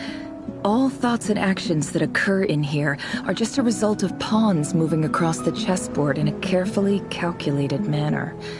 And nobody has access to this chess set but me. So you control everything in here? More or less. But yes, it's a special technique of mine. Has anything like this ever happened before? Only once. It was the first time I used the chess set. Is there any similarity between what happened then and what's happening now? I suppose my thoughts are a little turbulent, which was also the case my first time. Is there anything I can do to help? The first clause of your contract clearly states that I only need your help with things that I'm too lazy to do myself. Meaning, you're not feeling lazy right now? Meaning, this is not something Yehoda can help with.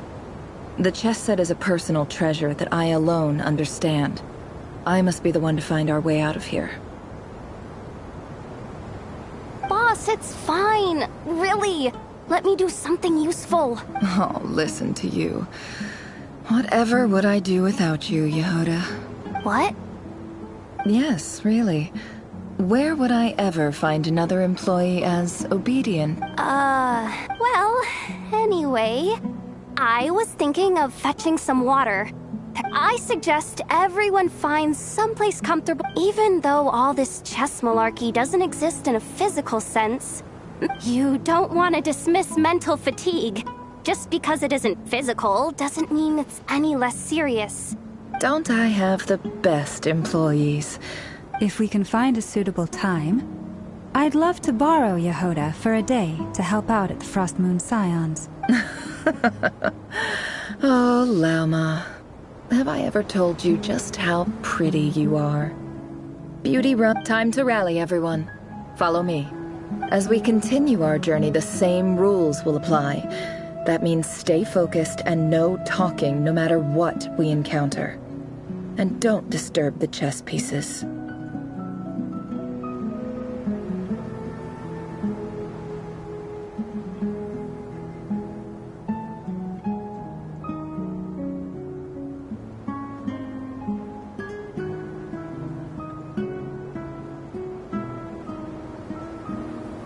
You have my word that I will get us all out of here.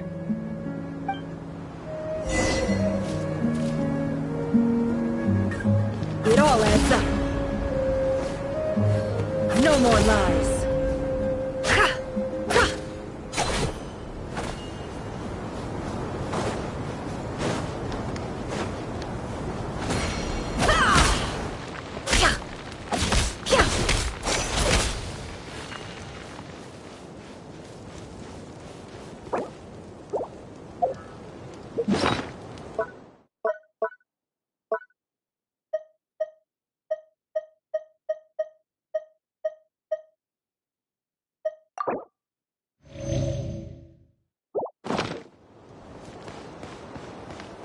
This place looks familiar. That's not a good sign. There's someone up ahead. I wasn't expecting visitors at this hour. Oh. There you are! Sinue's been looking for you all day. I think he has some news for you. Oh yeah? What were you doing just now, Uncle Retinue?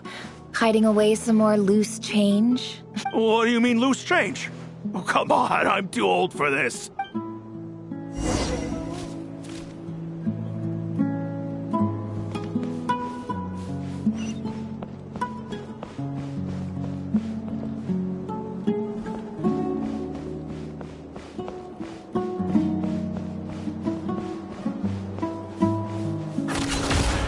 Hey, kid. Mind telling me what Sinuhe's been up to recently? I'm trying to get in his good books and I need— Get in his good books? Why? What do you want with my dad, Uncle Apepe? I've written a new song. I was hoping to showcase it at the next festival, but— A new song, huh? I'd love to stay and listen.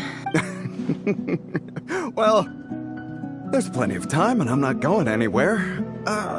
See that pile of stones? I'll be sitting there warming— Pile of stones. Got it.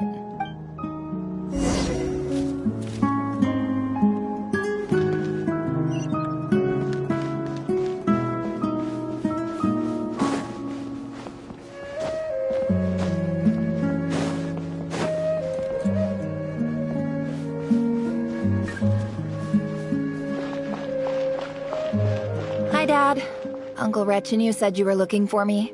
Ah, there's my little princess. If you'd gotten back just a little sooner, you could have shared the spoils of war with me. Spoils of war? Who were you fighting against, Dad? It was just a figure of speech. I was talking about our war against thirst. I went out to fix our water supply problem, and now I'm back. Which means... We have a well again. That's right. I found a new one and brought back as much water as I could. If it wasn't for these blasted sandstorms, our wells wouldn't be caving in. You wouldn't be spending all your time out searching for new water sources.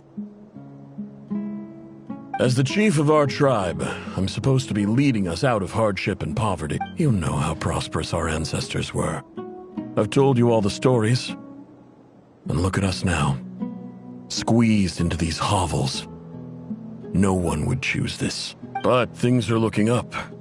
I started working with some folks from the academia a few months back. They gave me some contacts in return for my assistance in the desert. So you're the academic... Special ambassador, they call it. Think of it as a... It's nothing bad, okay? We've been isolated here in the desert for too long. So, do you get anything good out of being a special ambassador? Of course. My luck's improving all the time. One...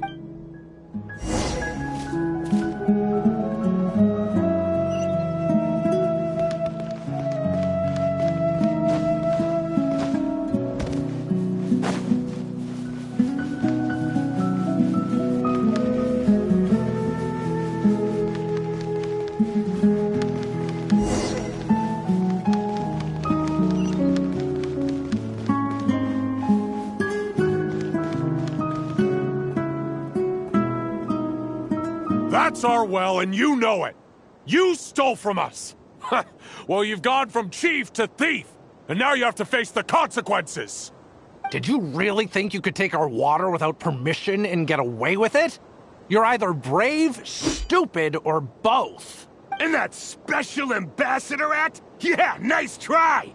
We spoke to the academia. They said it was all... You're a liar and a cheat!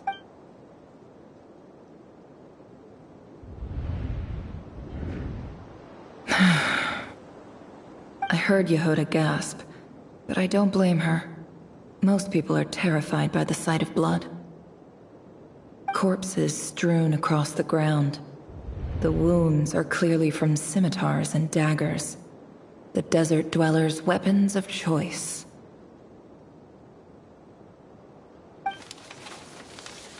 There's a handwritten note on the ground.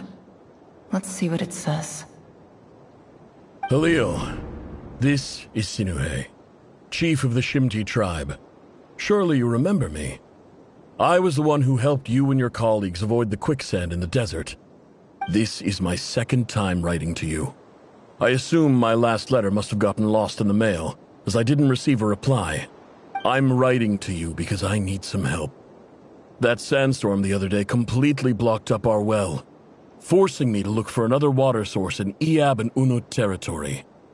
It was a matter of survival. Praise the gods. The well of the Iab tribe was intact. It was my last resort. I drew what water I could and left, but not without being spotted. I fear they will retaliate. You told me to write to you if I ever needed help. You said you'd be my ally in the academia. I urgently need you to formally recognize my title of Special Ambassador and send some of your people to assist me for a few days. This is an emergency. Please send help as soon as possible. Looks like this letter never got sent. The writer died a grisly death, and the letter was trampled into the ground. It's badly defaced. Some parts are barely legible. What a ridiculous lie the surviving Shimti tell. Their whole village was butchered over a sip of water.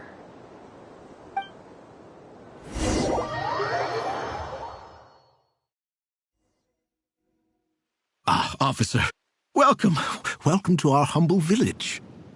I thought you would at least have the courtesy to provide some respectable libation. This is the finest wine Aru village has to offer.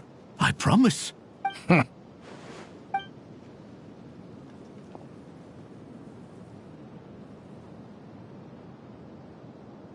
The Academia has agreed to reserve a single space for a candidate from your village. But I remain skeptical of this entire endeavor. I highly doubt anyone in this... Please, have faith! If not in us, then in our god. The child we found shows great promise. I beg you, take her away from this place. Give her a chance. Don't let her talent go to waste. I don't recognize her. She showed up here a few days ago, and we took her in. She's a really bright kid. So, where are you from? Nowhere special. Just a sand dune. What about the rest of your Just the one. Correct. So, no brothers, no sisters? Any who have slept on a bed of sand, I call my brothers and my sisters. Apart from that... All right, get over here. Sign your name on the form.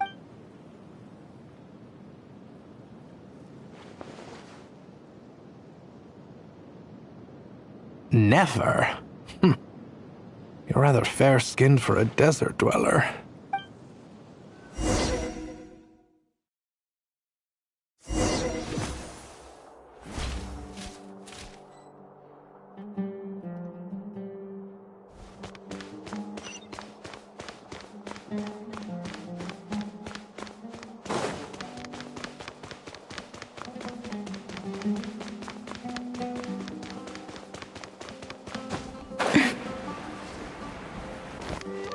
Can't hide the truth. Nefer, this term's assignments have been issued already. Please read through the materials thoroughly, conduct your own additional research, and then write an essay on the topic. Yes, Professor, I'm aware. I just had a couple more questions I wanted to get your perspective on. Oh? Please ask away. Well, I saw the other students' problem sheets, and I couldn't help but notice that my assignment is much easier than theirs. A weak student? Goodness, no. Quite the opposite. You have a sharp mind. Almost. I think what you're saying is, a weak student wouldn't have noticed the discrepancy. And if they did, they certainly wouldn't complain about the lighter workload. You see, sharp as they come. You see things the way they are. And I'm sure you know why they're... Because of where I come from. Because I'm different. I'm sorry, Nefer. I don't like it any more than you do. It's just... Anyway, you said you had a couple of questions. What's the other one? I wanted to check... If someone sent me a letter to the academia, where do I go to collect it? Ah, your family wrote to you. As long as they put your name on the envelope, someone... Not exactly. It's not even a recent letter. I was just curious where the mail would end up if no one collects it. The House of Dana, I expect. I know there's a box for unclaimed mail somewhere in there, probably sitting on a shelf. Whatever you're looking for, that'd be the place to start. Okay, got it. Thank you, Professor. Oh, don't mention it. Honestly, I feel like I failed you. I'm supposed to be your teacher, but I haven't taught you anything. Hey, don't say that. You're a great teacher, and you do your best for all your students. But the rules are the rules. You're not allowed to teach students like me. It's not just the academia either. The whole world bends over backwards for the successful and leaves the losers to suffer and die. Oh, my dear child. Don't... I haven't. I just think that if you want to make it in this world, you have to find a way to become successful.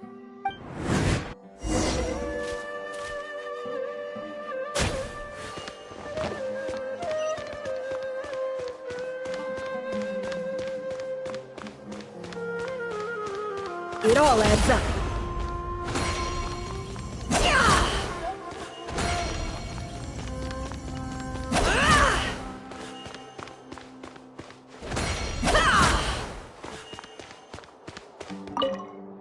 This must be it.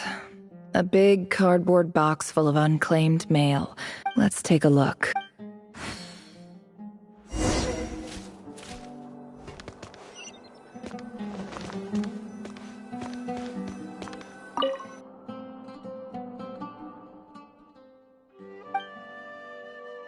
A dilapidation survey from Port Ormos. Looks like it's from a Core of 30 representative. What a strange thought. A bunch of mercs losing sleep over rundown buildings. This one was never even opened. I guess the recipient didn't care who was it addressed to? I don't recognize the name, but it must... This one is addressed to the Immorta Sage.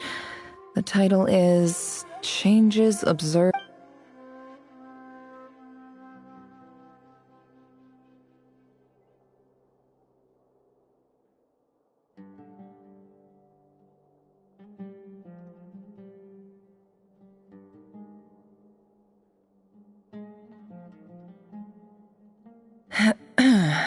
Guided by the incense, we became lost somewhere in the forest.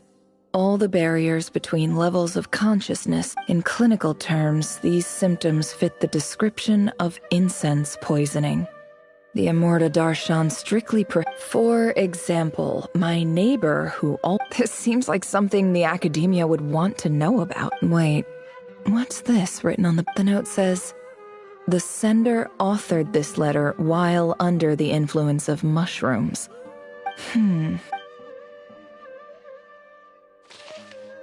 This next one is addressed... A few words of protest regarding recent changes in Sumeru. In recent years, the academia has taken on a small number of students. However, it appears to me that these students have not, in fact, been provided, as well as receiving dumbed-down assignments and perfunctory tutoring. They do not even have full access to the Education is the fundamental purpose of this institution, which should go without saying in a nation whose founding virtues are knowledge and wisdom. I ask you, as Grand Sage, policy decisions are your prerogative. I do hope you will give some serious attention to this matter. I encourage you to discuss issues like this with myself and... Great, and the sender is... I didn't realize anyone else even... So this is where letters from the Sage of Spontamod and... Whatever. I'm not exactly holding out hope that a letter sent from the desert would even make it. I can't believe how much discarded mail there is. Must have been years since someone last went through it all. And this is just one box. I don't believe for 1 second that any human being has sat down and read through all the documents and... Wait, could...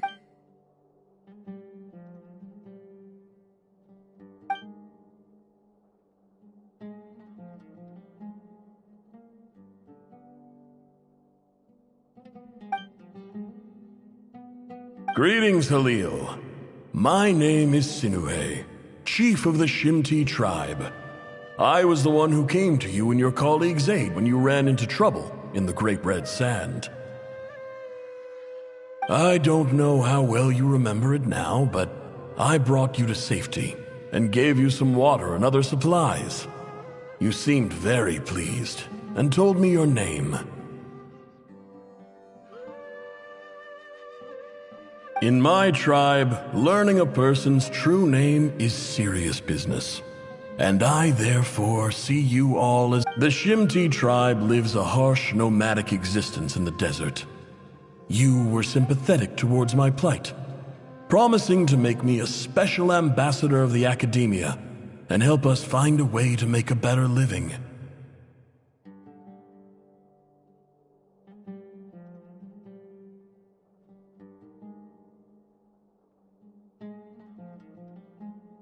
This brings me to my reason for writing. Our tribe has fallen on... There was a terrible sandstorm a few days ago, which blocked up the well in our land. To ensure my people's survival, I had no... The Eob and Unut are descended from the Thamudians. While we trace our ancestry to Tulatala, we worship the Lord of Flowers and have had... I found a well belonging to the Eob tribe. They declined to help us, but I really had no other option. So I took some water to keep me and my tribe alive. When we met, you assured me that you would be my ally in the academia. I would like to take you up on that offer, because I really need your help. That aside, the last time you were here, you mentioned that the academia had started accepting students from the desert, and I told you a little about my daughter, Nefer. We have next to no resources here in the desert, and my power and influence are limited. Would you consider enrolling my daughter at the academia? She is a smart girl. I know she won't disappoint you. From the outset, the academia never took you seriously. Those things they promised were just empty words. I doubt they even remember the name Sinuhe. And you were so emphatic that your luck had finally changed for the better.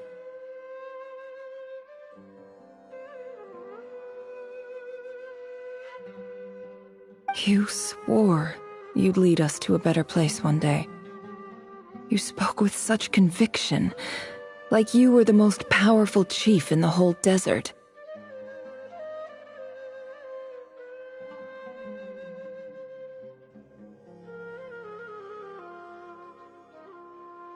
You liar. You lied about... And who fell for it? Just me, by the... Which makes you a pathetic liar.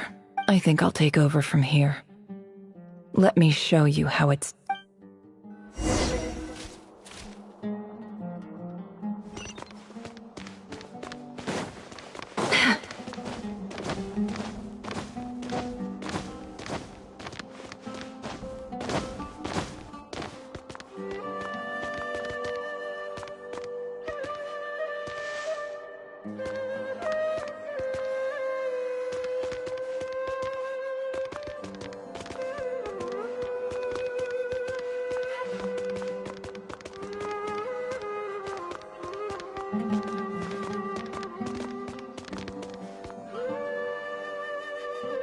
I just came to say goodbye.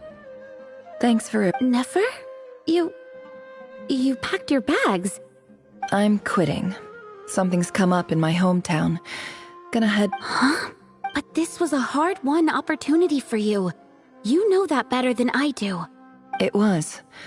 But it doesn't matter. I have more important things to deal with, and they can't wait.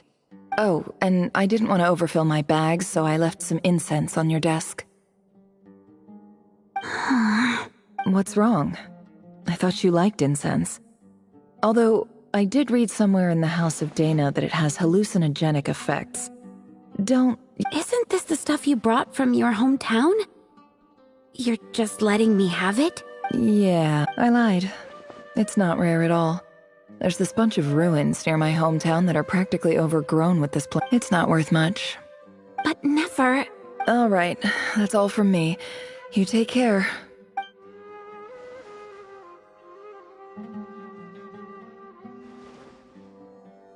Don't forget me, okay? I mean, we're more than just classmates, right? We're friends. Yeah, I'll remember you.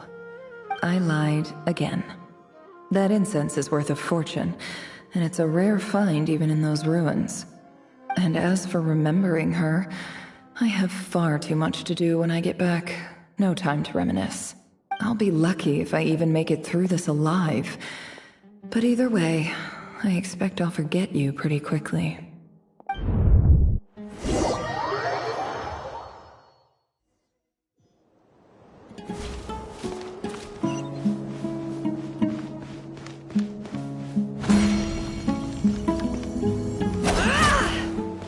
Can't hide the truth.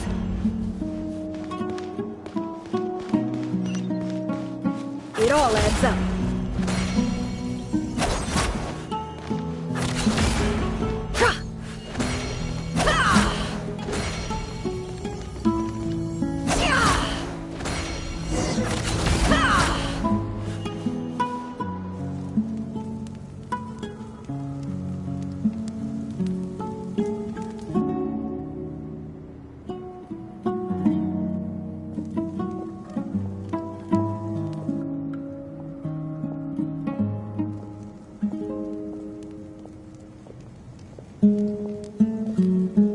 It's a pleasure to meet you, Mr. Arif.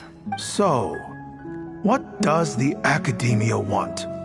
Since they've sent their special ambassador, I assume there's a big business deal to be made. If not, I'd be very disappointed. Please, sir, lower your blade. You're lucky I'm the one they sent. Not all special ambassadors share my admiration for the Eab people. The ever-shifting balance of power in the desert reduced the once great civilizations of this region to rubble and sand. But the story of the Eab has a very different trajectory. Others grew weak, but you grew strong, beginning in obscurity and moving to prosperity. You're the only ones who defied the trend. Huh.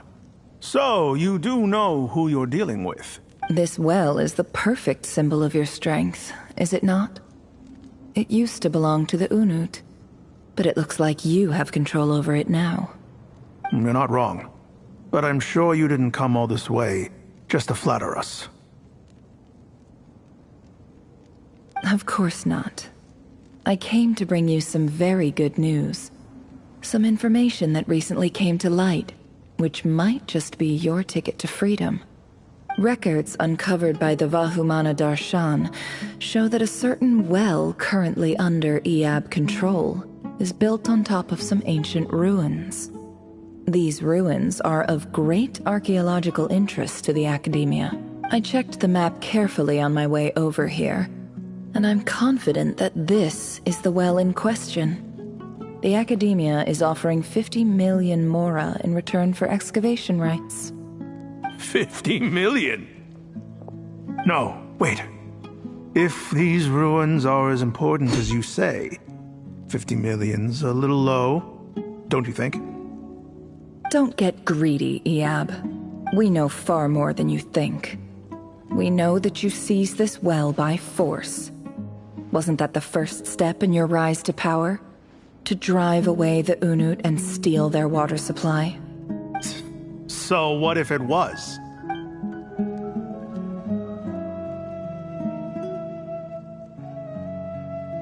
Don't worry. As unscrupulous as it was, it's something we're willing to overlook. The Academia is only interested in dealing with the de facto power holders in the region. I hope I am making myself clear. And I hope your words are the truth. If I find out the Academia is trying to play me, I'll hunt down every one of your people and make you watch as I cut their heads off one by one.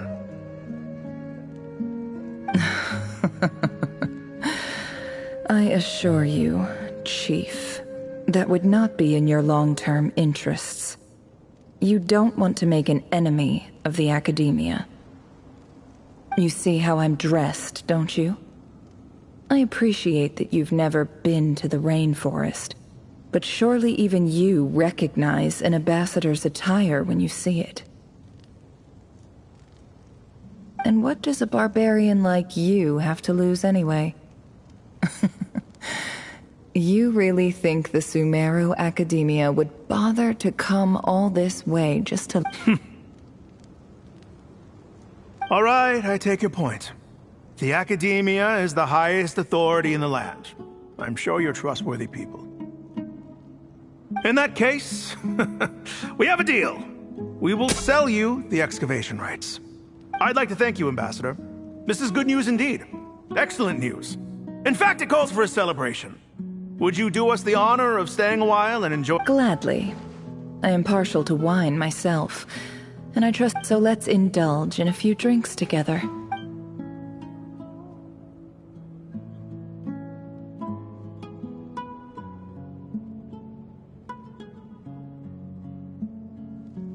Chief! Chief, it's an emergency! It's the Unut. They've... What? Well, don't just stand there, take it— Yes, Chief. I have every confidence in the Eab's military superior— Well, what is it? The Unut's response was alarmingly fast. The day after we reach a deal, they seize the well.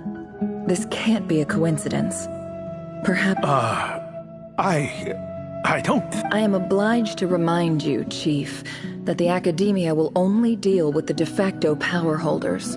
If you cannot regain control over the well, I'm afraid you won't see a single mora of that 50 million. No! Please, Ambassador, just give me some time. That well is ours. Glad to hear it. I will wait here for an update. If there is a traitor, I will find them. In the meantime, make yourself at home. I'll report. Much obliged. Wow. All it took was a few words and I've got him wrapped around my finger. What an amazing feeling. So, in summary, Ambassador, the Academia would rather negotiate with our tribe instead of the Eab, yes? The Eab are ruthless murderers who don't listen to reason. And now they have the gall to interfere in our research projects in the desert region. So let me ask you, Chief, if you were the Academia, what would you do?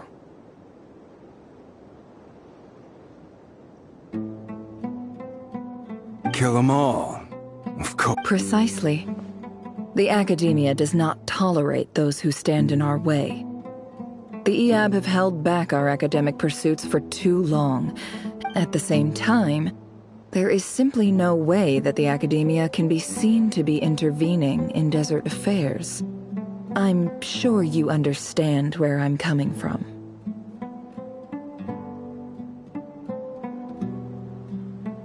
We have our own rules out here. If the rainforest dwellers raised arms against a desert tribe, it'd start a bloody war. Right. We can't confront them ourselves, but we can support their enemies. The Unut have always had strained relations with the Eab, which makes natural allies. Weren't the Eab your allies once? You were quick to send them after us to protect your interests back when we stole that water. And now look at you. You're at each other's throats. Let me be clear. The Academia wishes to collaborate with the legally recognized rulers of the desert in this matter. We are asking for excavation rights to that well, and our offer is 50 million mora.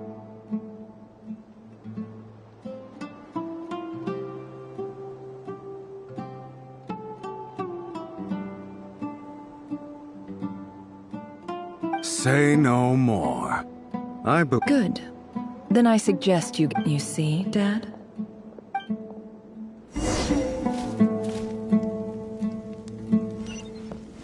No more lies.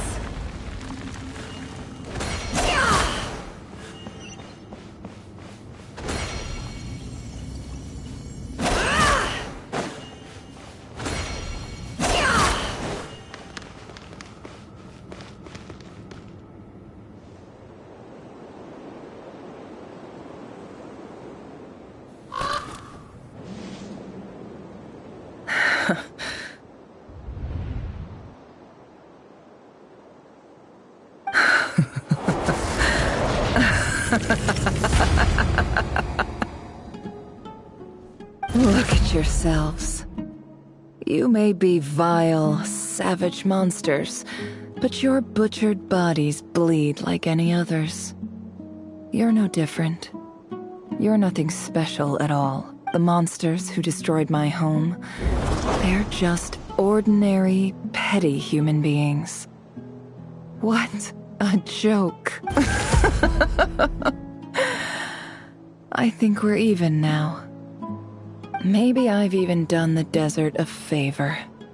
It's a better place without all these people around. Oh, Sinuhe, my gullible fool of a father. Perhaps if you'd been as ruthless as I was today, our tribespeople would still be alive. In this dog-eat-dog world, but you couldn't do what had to be done. So I did it for you. Nefer, it's okay. All of this is in the past now. I believe I remember you promising to remain silent. Yeah, but even so... Yehoda, is there anything you can do to ease the tension? Alright, time for a sharp turn onto a completely different topic. So, anyway, that's enough of that. When are we getting out of this place? Feels like we've been walking forever. I'm getting pretty tired. Yes, if we can find somewhere to sit down, I could certainly do with a rest. It's not far now. There should be a temple just up ahead. Yes. Really? A temple? That's where this story ends? I guess that's how things go in the desert. Desert dwellers can never escape their destiny. Or so everyone says. I never wanted to believe it, but looking back now, I'm as desert as they come. You mentioned a temple. What's waiting for us there? My biggest trade secret of all. Ah. Then I'm guessing it's where you got your power from. The power to peer into other people's minds. I didn't know you were clued up on any other religions. I'm no expert in the history of Sumeru, but since you come from the desert, I would imagine it has something to do with King Deshret. Sounds impressive. Ah, I know who you mean. General Mahamatra Sino. The spirit of Hermanubis dwells within him. That's Boss Neff for ya. She knows everything. Sino's hardly a figure of obscurity, but I know about Sethos too. What about him? Is he a big deal or something? Well, he's not a small deal, let's put it that way. Please, this is the bare bone basics. Say thanks for your patience, everyone. I'm sure it's been a lot to take in. With any luck, that's our exit just up ahead.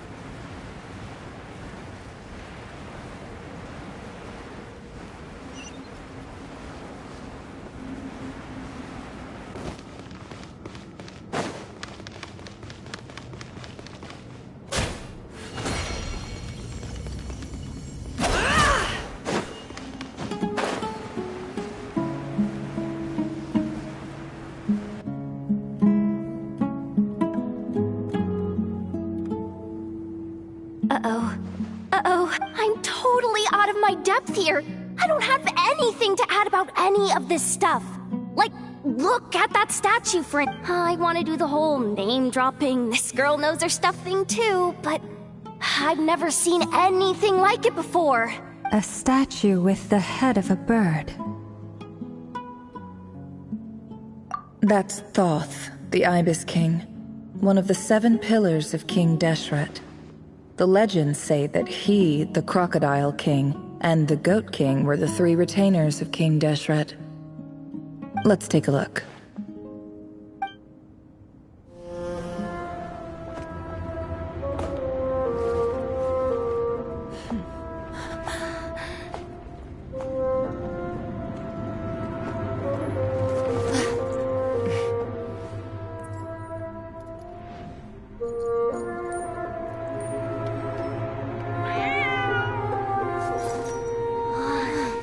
It's just Ashru. So, all is well?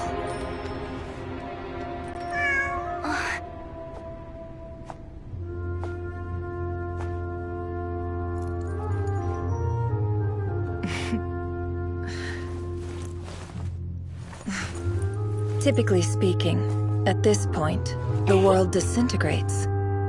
Then we find ourselves back in the outside world. Besides, these are my memories. There's nothing to fear. You're sure? Of course. It's almost over.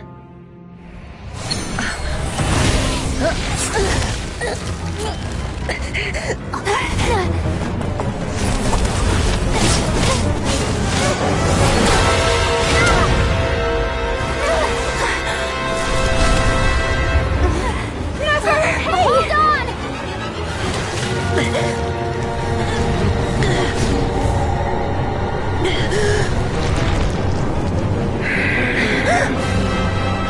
Knowing too much is always a death sentence. Speak for yourself.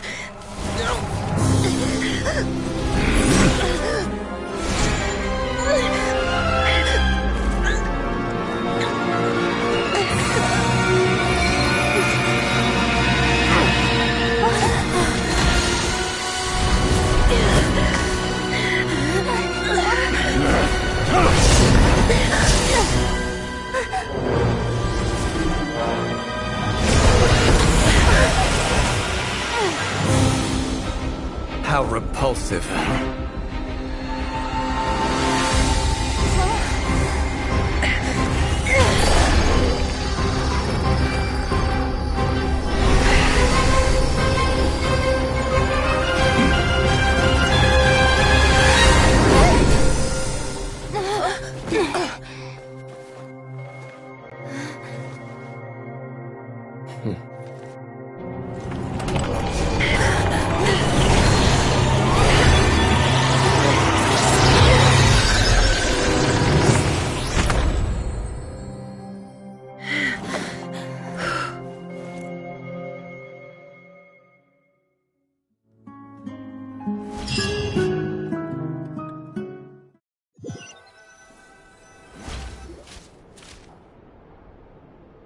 Timed that pretty well, didn't I? It's okay. I'm just glad no one was hurt. Paimon noticed you doing something too, Dainsleif.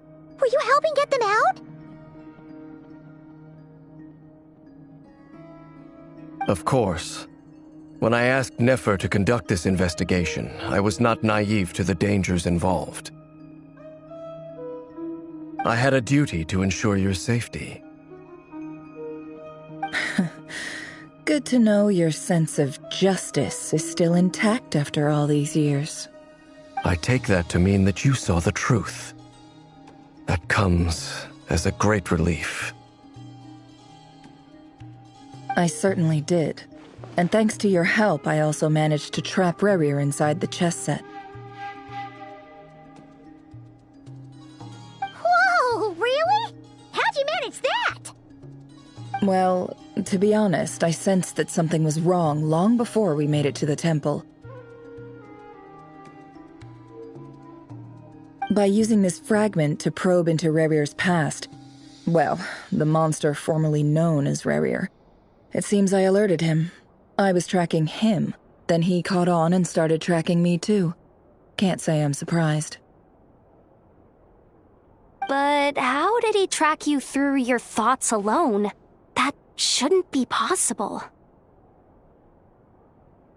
Rerir was a secret agent who reported directly to the Vinster King. He is an expert at finding a trail and hunting down his pursuers. No wonder. He infiltrated the chess set, read my thoughts, and built a new virtual chess set inside of it. That's why we weren't able to leave at first. Speaking of your chess set, it's quite a remarkable item. Would I be right in thinking you have some connection to King Deshret? You overestimate me. I only have a connection with one of his underlings, the Ibis King. You all saw how this came to be. A long time ago, the Iab massacred my tribe, the Shimti, in our home village. A few years later, I enrolled in the academia, where some new information came to light. The Unut and the Iab fought a bitter battle over the rights to a well, all for the sake of a non-existent 50 million mora. The Iab ultimately won that confrontation, but their victory came at the cost of almost every warrior in the tribe. The final blow to the Iab came at the victory feast, when an Unut assassin beheaded their chief right before my eyes. The remaining Iab fled and have been scattered to the winds ever since. Having gotten my revenge, I returned to my hometown, where to my surprise, the nearby temple was still standing. There it was, seemingly immune to the relentless hostility of the desert, while my tribal home lay in ruins.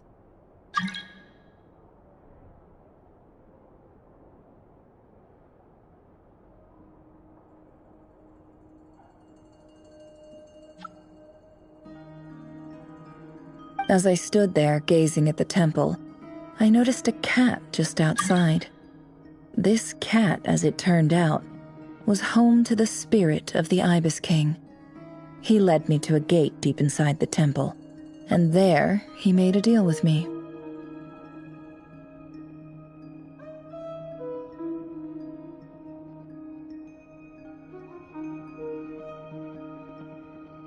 This chess set is my gift from the Ibis King.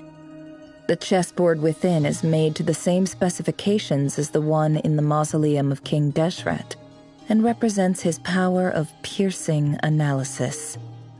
With this chessboard in its container, I gained a certain ability to perceive hidden secrets. Now, you could conclude that the Ibis King simply wanted to give the people of this world the power to seek the truth, but I don't believe that's the full story. Every god plays favorites. Their hearts are as fickle as any human's, full of secrets, perversions, egotistical tendencies. But precious few gods are willing to admit this. It is the same with all powerful forces, including fate itself. Their gaze falls preferentially upon a select few. As you rightly point out. If you're alluding to the Abyss, then yes, I agree. Gather the others. It's time to share everything I've...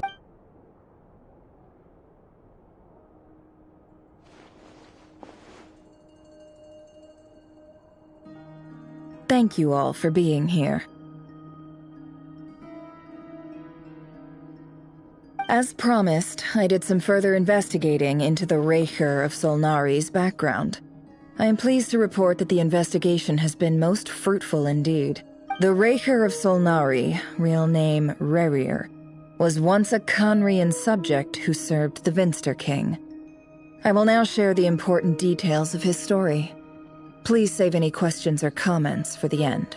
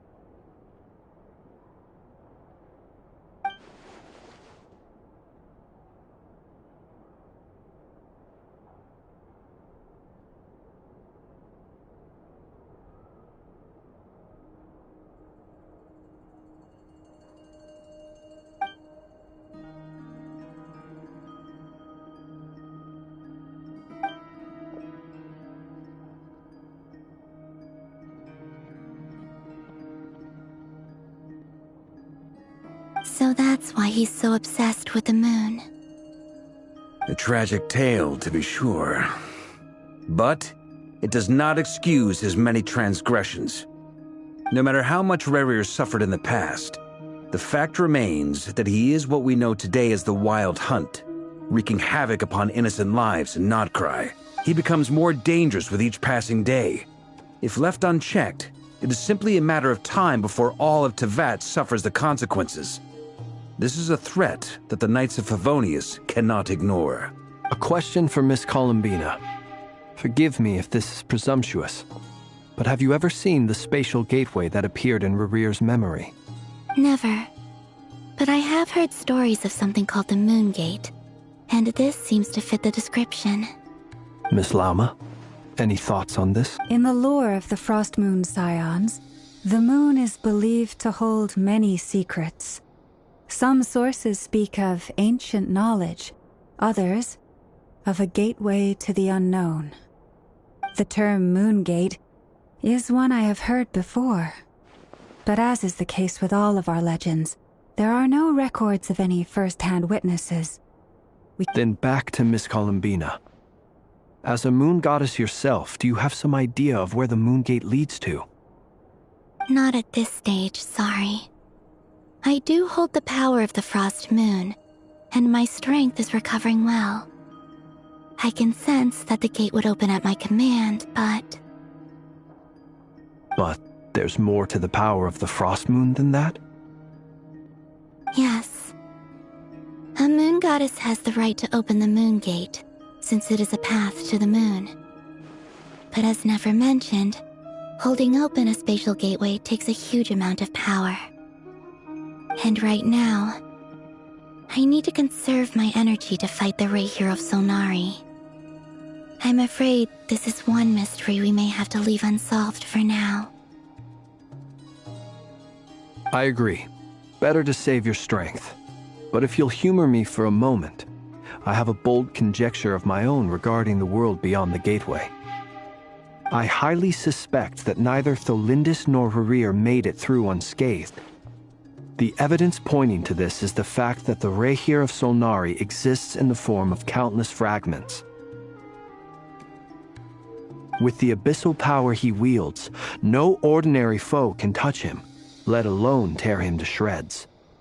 And yet, the Wild Hunt proliferates wherever his scattered fragments lie, drawing hordes of monsters to many different locations across the land.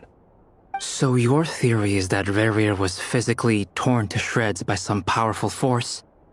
Hence, why the Wild Hunt is a distributed phenomenon. Makes sense to me. Explains why the Wild Hunt is so pervasive, and why he's been trying to piece himself back together. He was whole to begin with, and he wants to be whole again. Without the power of the Abyss on his side, he almost certainly would have perished the moment he was torn apart. But the Abyss, much like a curse, has kept him alive. I could not agree more. The power of the Abyss is most surely a curse. It is a compelling explanation, and one that accords with my present understanding of Abyss creatures. Whether the life form in question is primitive or advanced, if a curse has extended its lifespan unnaturally, it will continue to survive in spite of everything. This raises some interesting questions. I will run some experiments and see if there is any validity to my suspicions.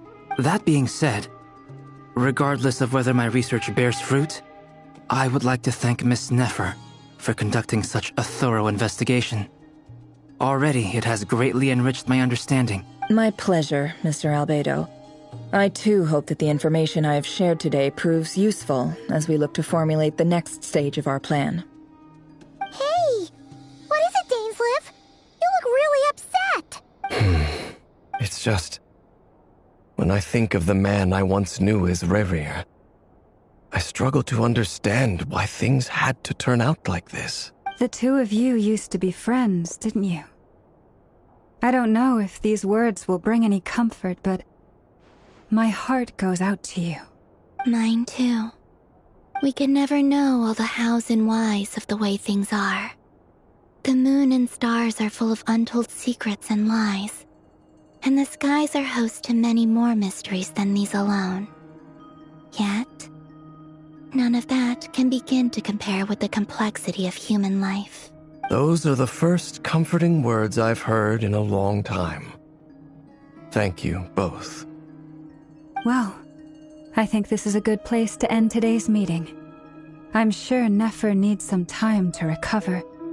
She's been through an awful lot today. That's very thoughtful of you, Lama. Of course. Sounds good to me. Take some time to rest and digest before we reconvene to nail down a plan.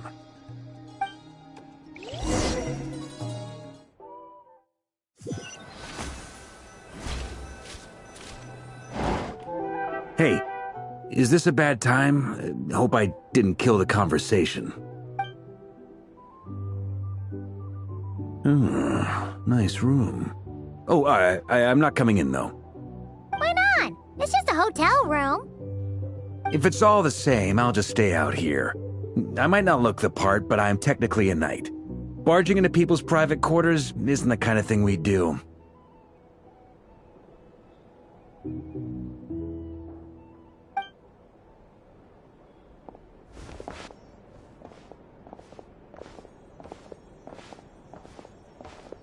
Anyway, Nefer went back to the curatorium to get some rest. But before she left, she shared some things with me that I thought you should be aware of. Firstly, although she managed to trap the Raker of Solnari inside her chess set, there's no guarantee that the power of the Ibis King is any match for one of the 5 sinners. Their powers are beyond our comprehension. It's only a matter of time before he finds a way to break out. We have to come up with a plan and take care of him before that happens. Honestly, my mom figured that might be the case. So, how long have we got? Well, I asked her that same question. She talked for a long time, but for the most part, it seemed like she was trying to convince me how precious her chess set is. What a long and storied history it has. It felt like some kind of sales pitch, you know? The kind where you end up handing over Mora against your will? Anyway, after all that, she finally answered the question. 2 days, at most. 2 days? Holy moly! Can we even recruit enough help in that time? That remains to be seen. Which brings me to the second issue. Dainsleif is obviously conflicted about this whole thing. But given how little time we have, there's no way we can pull this off without his help. You have some history with him, right? Do you think maybe you could... Great. Alright, on to item 3. So, Albedo, Durin, and I put our heads together and came up with a plan. Can't promise it's gonna... We figured we'd bounce the idea off you first. We'll explore it further once everyone's recovered. Oh, Paimon's dying to hear... Alright, so...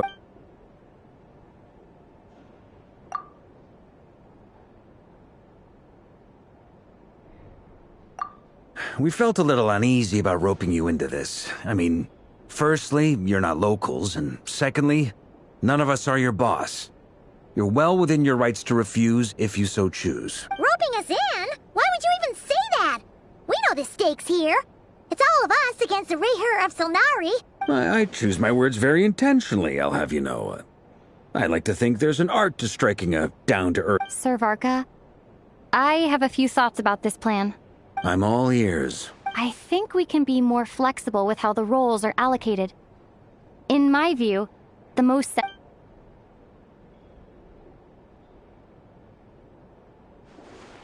I see your point, yeah. But if that's how we're going to be clear, I don't doubt your abilities. Far from it. I just want to make sure. Are you really willing to take all... I want to do everything within my power. The Raher of Solnari is a truly fearsome opponent. Well, that tracks with what I've heard.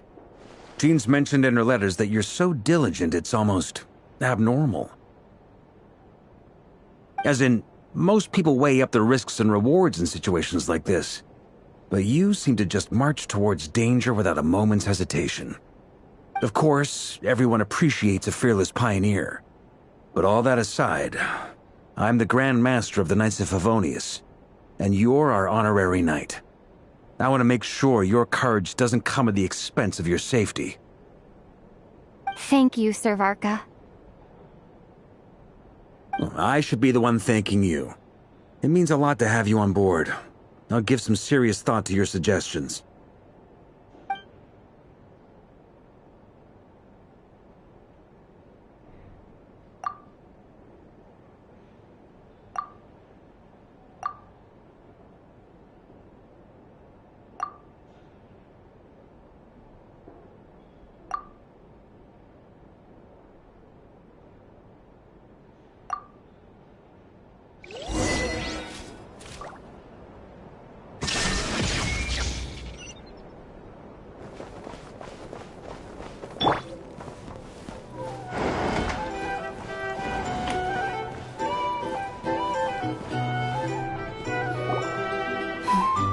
This is a thorough plan, but I do have one last question before we take action.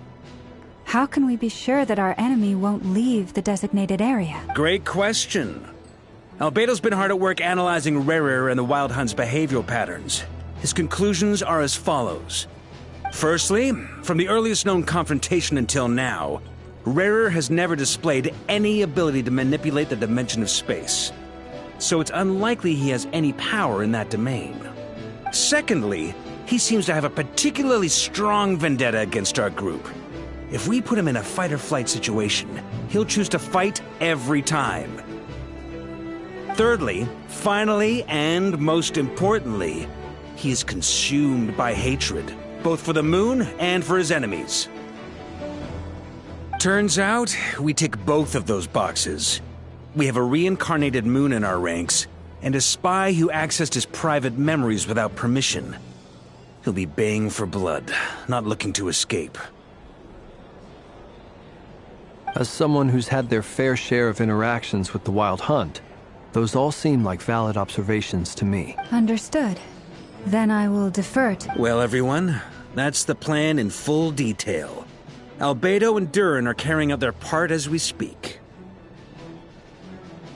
Plan approved. Scheduling. Okay, any firepower you need, I got you covered. Let's light this baby up. The Frost Moon Scions are behind you as well.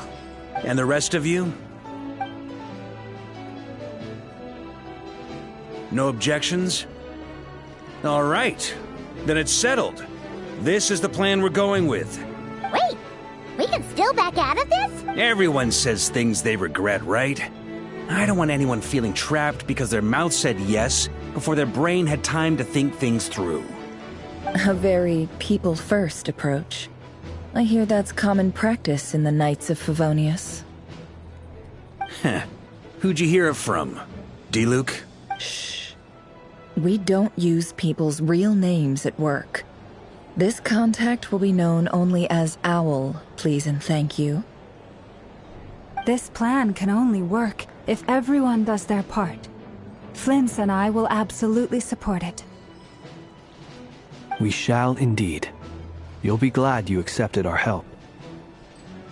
Also, you are the last person I expected to see here, Miss Dory. It's not often I get called Dory in a work context. My peers usually call me Lord Sangama Bay. So, the longer your name, the higher... In that case, Mr. Flint's here must be worth a fortune. That's right. The walls are thin here. I'd appreciate you keeping that a secret. Okay, fine. I'm actually only here as a favor for someone else. Do you have a... Oh! Does this mean someone out there actually... It most certainly does not. We have a long-standing and mutually beneficial business partnership. She's actually the mom of a friend of yours. Said mom supplied me with a great little trinket, but now that lady's ruined everything. If I don't start building a little goodwill now, my whole business in Nod-Krai is gonna go down the drain! Okay. So what exactly is so special about this pen? It's a lucky charm that a great mage made for me. We have a business relationship, and she was worried that something bad might happen to me.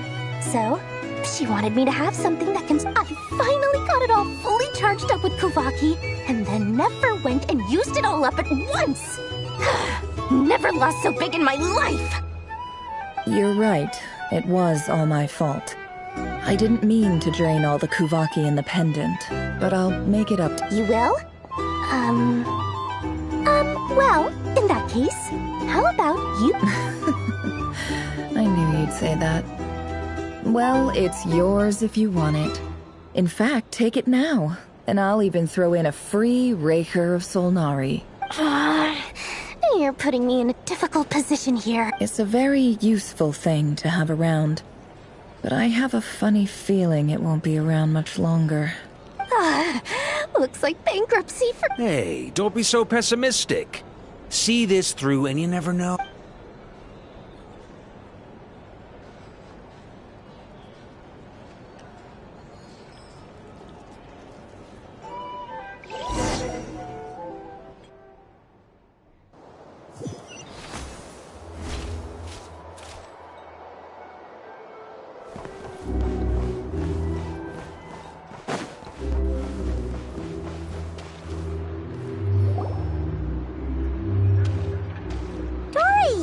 How are things going? Feeling ready? Oh, I was born ready.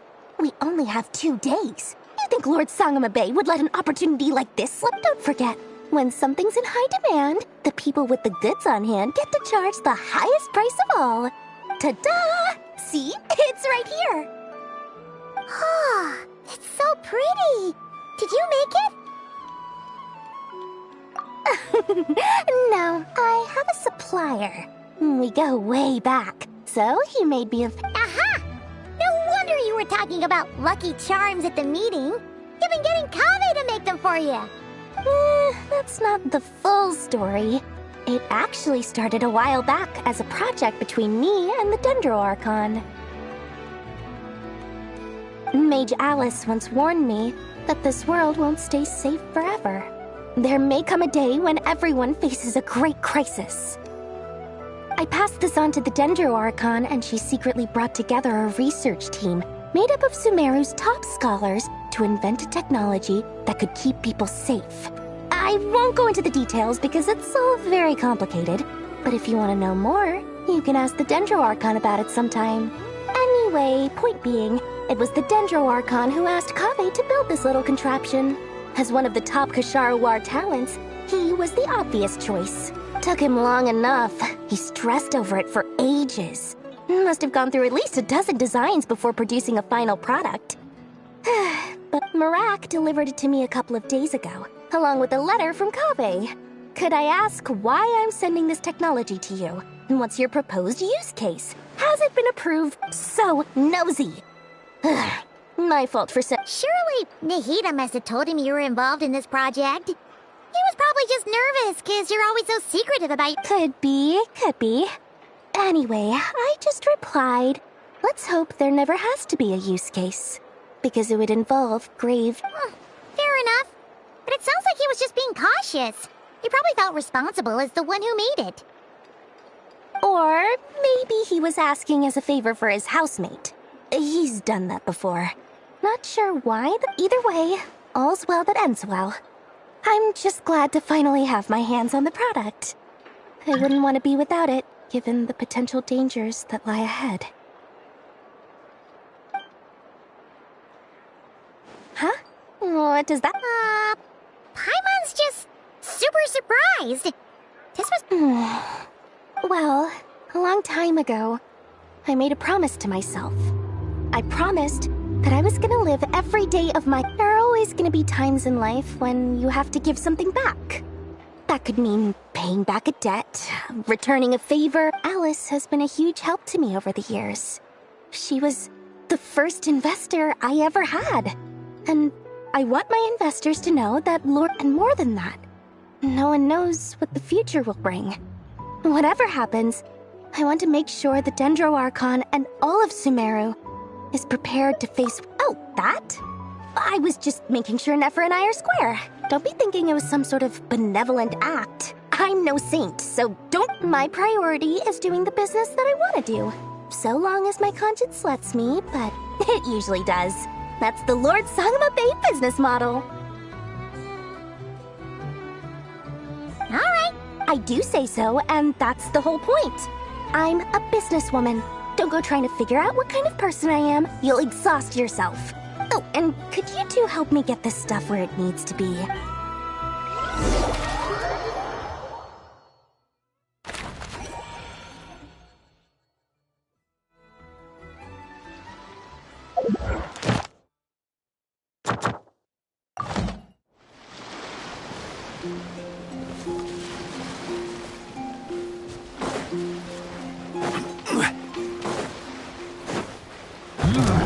Order guide you. Stabilize. There is no escape. Showing you praise. Turning point in space.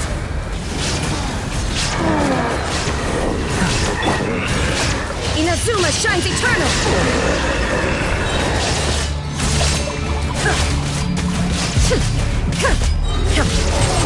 Shine down. This is order. Solidify! Devouring claw! The abyss is Let my name echo in song! Torn to oblivion! Ha!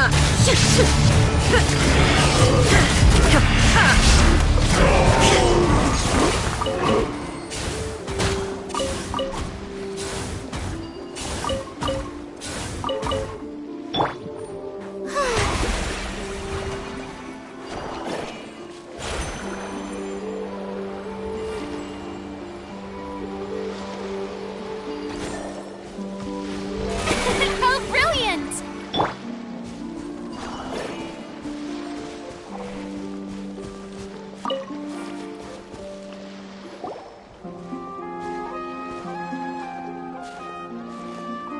Traveler, Paimon.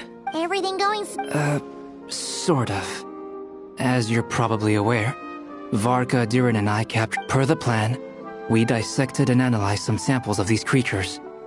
The process went very smoothly. The findings, however... What? You can actually dissect the wild... That depends on your definition of wild hunt and dissection. Harmless, lifeless. These words are accurate descriptions. The wild hunt is an interesting phenomenon. In and of itself, it doesn't seem to possess anything akin to a human personality. But taken as a collective, Master griped a lot about the wise Horoptotire, and seemed somewhat fascinated with the foul Certology. But she barely mentioned Rerir at all. I don't think that was because of his lower social standing, though. Anyway, it's a pity. I should like to hear her thoughts on the nature of the lifeform he has become today. It's a strange mix. The furious energy of an abyssal being channeled through a fractured physical existence. A consequence of being torn apart by an unknown power. Perhaps the only explanation for his survival in this state is that he sacrificed a Oh, sorry. Once I get talking about interesting research, I have a tendency... Back to our research findings. Essentially, they confirm my hypothesis. Rerir's corpse is completely contaminated by the Abyss, and the effects are irreversible. You could think of this as Rerir in mutated form. But in my view, even that would be inaccurate. In reality, his whole being has been consumed by the Abyss. In other words, he is now nothing more than a manifestation of abyssal power. Unfortunately, at present, we have no means of completely eradicating abyssal power. Hence, we cannot fundamentally destroy the Rerir of Solnari either. Oh, that's terrible news! So, that's it? We can't defeat him? Not even if we get the power of the Three Moons? Miss Columbina's situation is a difficult one.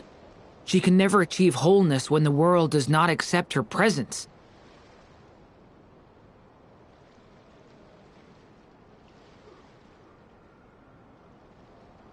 It's as if her creator banished her to a place she can never be accepted. It means she spends most of her energy just on her own survival. Given the circumstances, it's only natural to despair. But we must see this plan through to the end. Time to kick off the backup plan. Oh, Paimon almost forgot! This is for you. Dory asked us to bring it. Ah, how wonderful. Well, thank you for making the trip. Durin and I will be heading off shortly. I'm sorry I won't be there to protect you in person this time. Please be careful. All right then. Stay safe.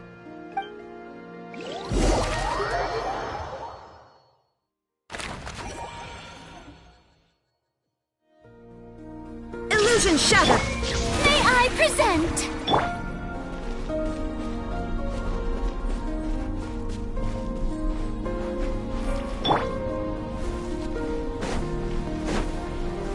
Gather!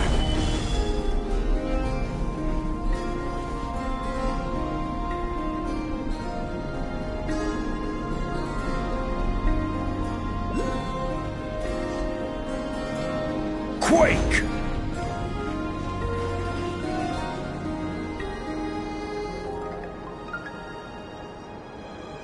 Miss Lauma, is everyone here? Yes. The fate of my flock is in your hands, Grandmaster Varka. Please keep them safe. My lady. Within the next 24 hours, we will face the biggest crisis the world has ever seen. This is not a burden that we deserve to bear. but I believe that we reap what we sow in this life. So I intend to act. I must do for me, that means fighting for the future of Nod-Krai. This gentleman is the Grand Master of the Knights of Favonius, Varka, Knight of Boreas. In my absence, please follow his lead. Hey, everyone. Guess I should introduce myself.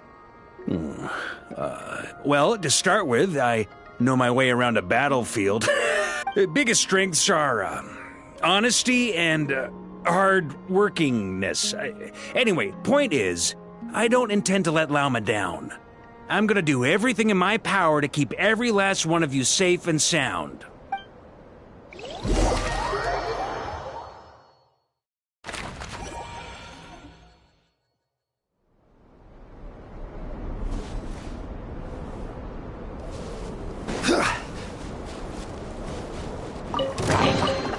One man. Order guide you. Solidify. Stay back.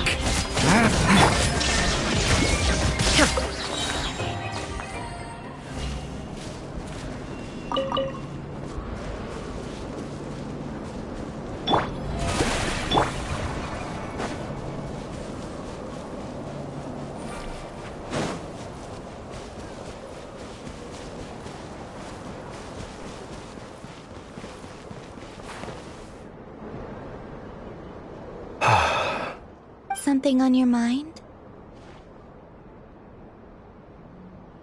Miss Columbina, was it? I believe that's how the others addressed you. That's right. Names are funny things. Have you always been called Dainsleif? Yes. I take it your own name has a more complicated history. I have a different relationship with names than other people. To be honest, I'm not even sure that Columbina is my name. At least, not in the same way that Dainsleif is yours. But it's what everyone calls me, and I go along with it. A lot of my life has been that way. I get so used to things that I forget to question why they are so. I never used to think much about where names come from, or what they mean to people. Maybe something's wrong with me. You're different from other people. I sensed it the first time we met. You're more perceptive than most. I'm sure your long life and rich range of experience explains that. Do you ever find yourself missing Conria, Mr. Dainsleif? Difficult to answer. I have dreamed of the past many, many times. Sometimes I'm fighting tooth and nail. Other time, I don't recall any happy moments from that time. Is that because hatred survives longer than love and affection? That would not be for me to say. I make no excuses for the grudges I bear. But whatever the reason, I remember little that was beautiful or sentimental. Thank you for your help with the Rerir situation. Without your efforts, I never could have learned the hidden truth of his story. You're welcome. I know he's your friend. Friend? He betrayed me. And I never really understood what he was going through in life. Okay. So, do you plan to fight him with us? You see, you're torn. Now you know what really happened. You see the things he's done in a new light. I need some time. Of course. I completely understand. Anyone else in your position would feel conflicted too. Actually, I went through something similar myself recently. Something happened that changed my perspective on a situation. A situation I took for granted at the time, but now I feel very grateful for it. You mean the Harbingers who still support you, even though you've left the Fatui? Yes. I always thought they were only helping me because Harbingers are forced to work together. But then I abandoned them. A warrant was even put out for my arrest. And even now, they still support me. Which means I was wrong about them all along. Clearly, they view you as a friend. I feel a little guilty now. I regret not seeing her help for what it was, and not treasuring it.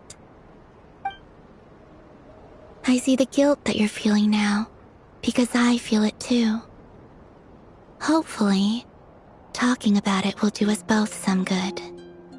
Have you noticed that the Traveler and Paimon are over there?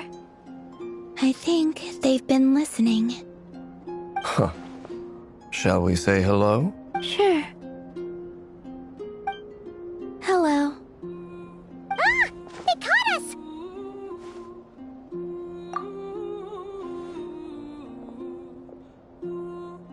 I apologize for making you worry. No doubt you wish to know where I stand on the plan to take down the Recher of Solnari. I'm afraid I need a little time, but I will seriously consider joining you. You will? Oh, thank you so much! They needn't be. That doesn't matter to them. They're grateful to you regardless. You can't control their gratitude, so just accept it. And then...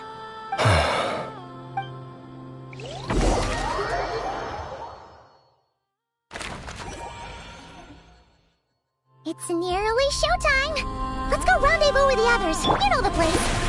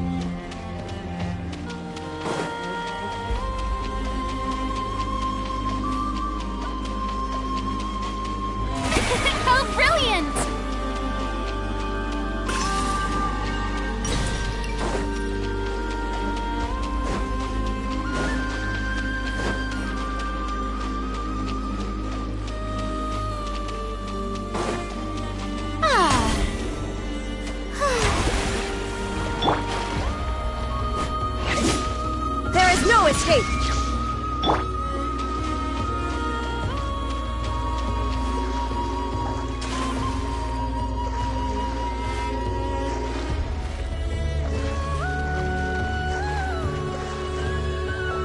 May I present?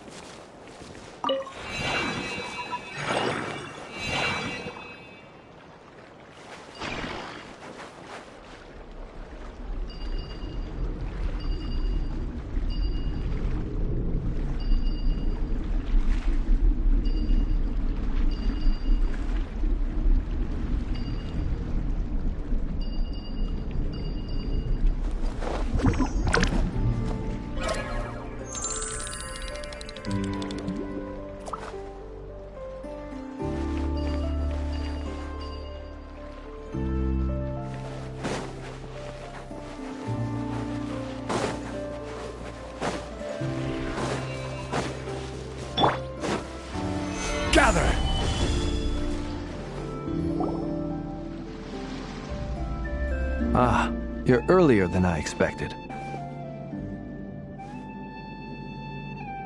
Hey, Flint's! Been waiting here long? Not too long. I came a little early so I'd have... Are you nervous about the battle? Quite the opposite. I'm reminiscing when I was awakened by the Ratniki. I had not touched a weapon in many years. I felt like the battlefield was not where I belonged. But after waging war against the Wild Hunt for so long, I came to realize something. A life of absolute peace is simply not a possibility for me. My restless flame indicates that somewhere inside of me, there is a deep yearning to root out the evil in this world. Oh, that doesn't sound like such a bad thing. Well, in the past, when I was a Fae whose primary concern was hibernation, it was hardly ideal. But it certainly serves me well here in the present. And I am delighted to be able to join forces with you in this endeavor. Looks like I'm not the first to arrive. Ah, Miss Lauma. Did you sleep okay, Les? I struggled to settle down at first, because of the nerves. But don't worry. I got... Please, I'm just doing my part. Never! Over here! Aino asked me to relay a message. She said Anefa will be on high alert and keep a close watch over all secondary districts where defense is required. Meanwhile, Aino herself will provide range support to us directly. Excellent. My thanks to all involved. The chest set's looking a little unstable. It won't hold him much longer. We should be prepared to engage at a moment's notice. No sense sitting around waiting. Let's make the first move while we still have the option. I agree. Paimon, find a safe hiding place. Got it! Be careful, Traveler!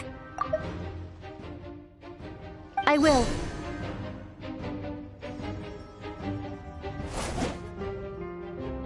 Everyone, take your positions as soon as the battle starts. Every ounce of strength we have in our bones, let us bring to this fight. Ready? Let's go.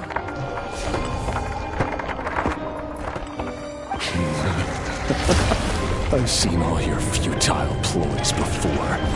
You have become the authors of your own demise. I wouldn't be so sure about that.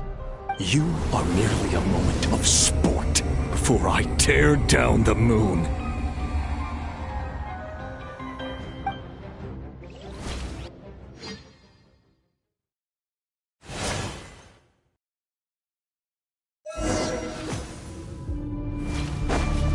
Stay on your toes. Let me help you guys.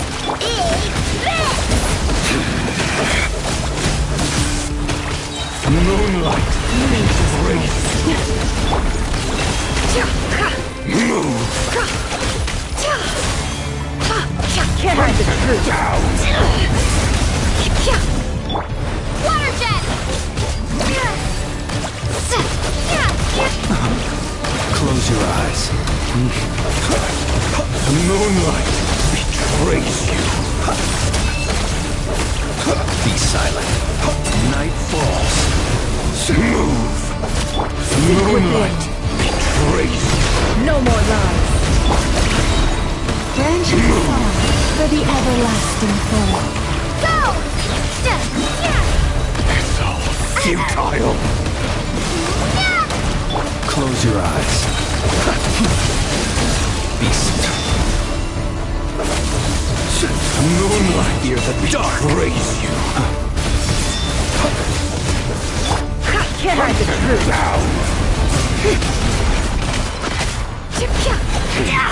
Pathetic. Hunt him down. It all adds up.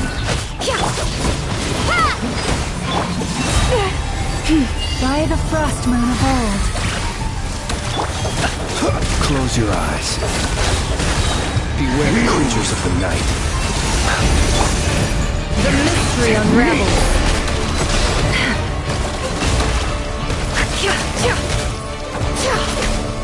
Hunt him down. Water jet! The moonlight betrays you. Can't hide the truth. No more lies. began with the moon, and so shall it end. The moon will protect you. Move.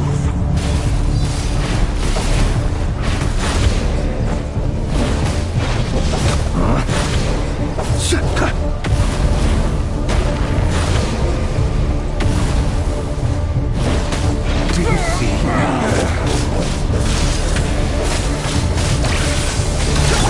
It all adds up.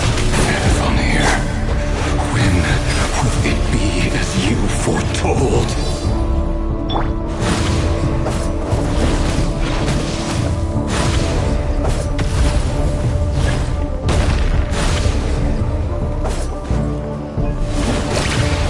Are you quite finished?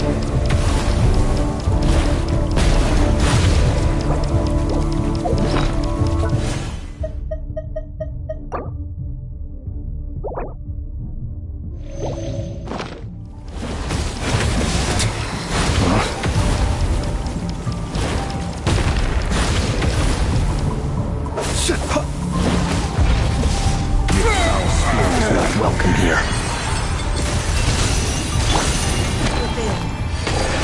No more lies. Bombs away! For the everlasting forest, receive my blessing. A grave transgression. The moon. Steady now. It's all futile. Hunt down.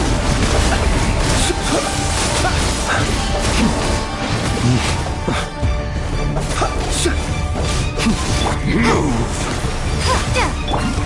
It all adds up. Pathetic hunter down.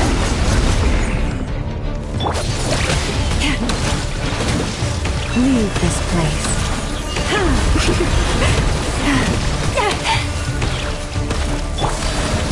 Close your eyes. Hunt him down. Beware the creatures of the night.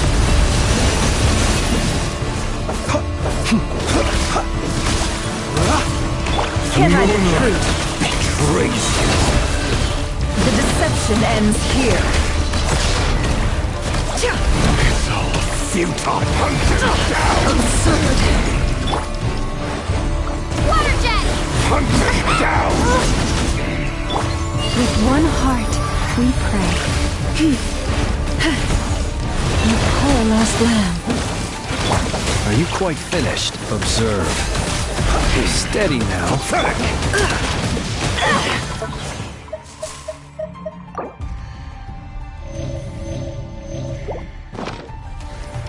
It all adds up. Hunt him down. No more lies.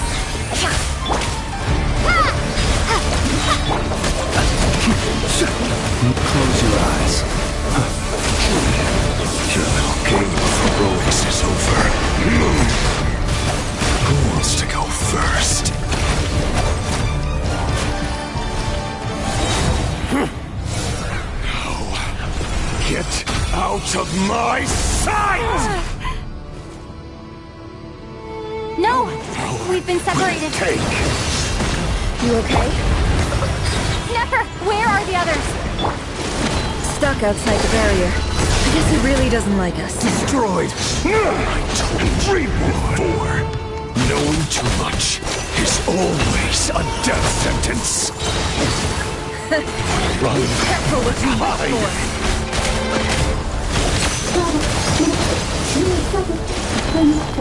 Lala! Can you hear me? Hold on, silence destroyed. And reborn. Gone. But at least I know they're still there. I need to focus. Stick to the plan. Remember my most important task. Just Death is within my grasp. install him for long enough. The moment will come.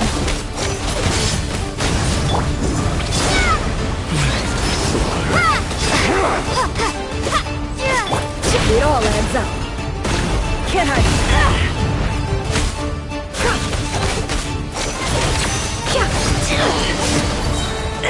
The mystery unravels. No more lies.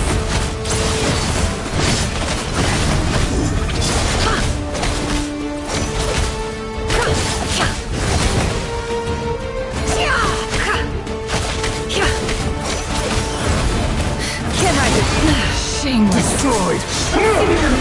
Reborn! Bombs away! Ha! Seek within.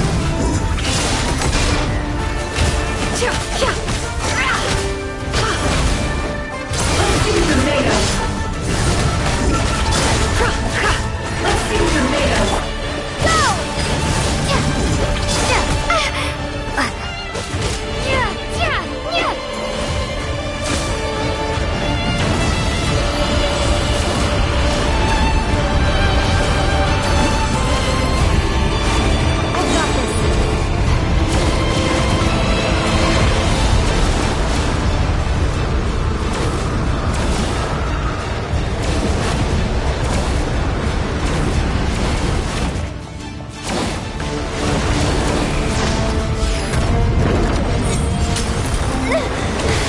Broken. I can't keep this up. Destroyed! Push your left. Reborn! Human power for the take!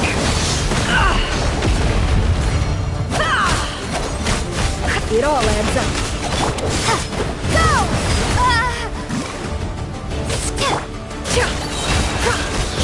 The deception ends here.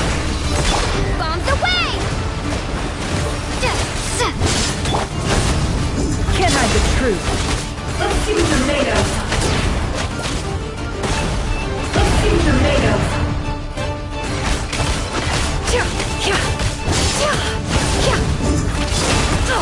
Absurd. The mystery unravels. Wipe out! Ha!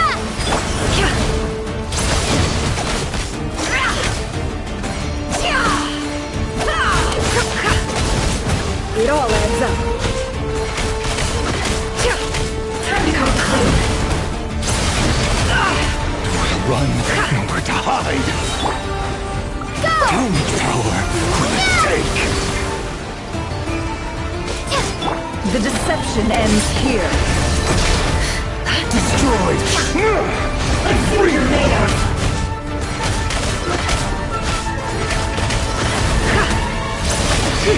No more lies. Go! Wipe out! Seek within. It all adds up. Can't hide the truth. It all falls into place. Let's see what you're made of.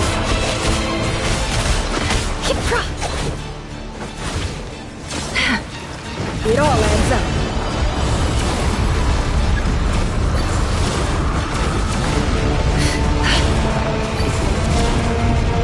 Curses. There's no other way.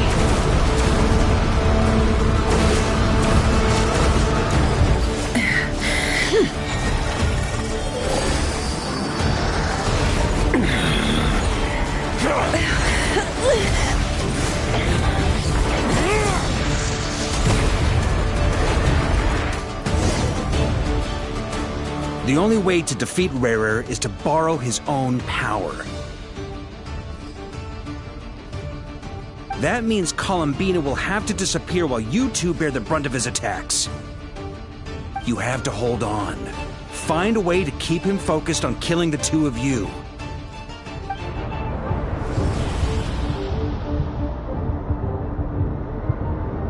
Never! Your eyes are bleeding. Soon you will be powerless to resist. And then, I will reduce you to... But that dust will plague your memories. Come on. Keep holding on. Any other tricks up your sleeve? Let's see them. As entertaining as they are. You've backed yourself into a corner. You don't fool me. I see your fear clear as day. I have to stoke his rage. Make him unleash everything. You fear what you could never defeat. You fear the thought of never being able to save your beloved. You cannot win the fight against fate, Rarer. Is that what you think? Well, now it's your turn to... You fear the sound of your own name? Is it us you hate? Or is it what you've become? Let's see what becomes of you!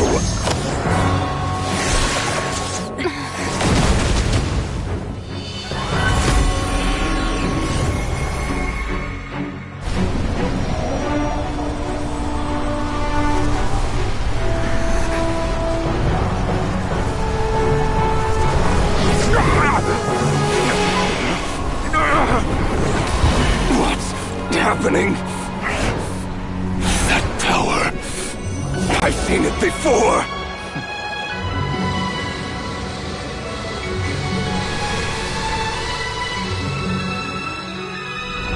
His power is on another level. We'll need to use an alchemical array to convert his power into a usable form. Then quickly channel it into Columbina, rendering her powerful enough to compete with him. I'll join you. I can help. If I release enough abyssal energy into a confined space, it'll create a potential difference, allowing us to extract a huge amount of elemental energy. Next, I'll synchronize with everyone's minds using Pyro, then give you temporary access to their abilities and fields of view. But it won't last long. Can you see? Well enough. So, we have a student of Gold Rheindotter in our midst! How about that?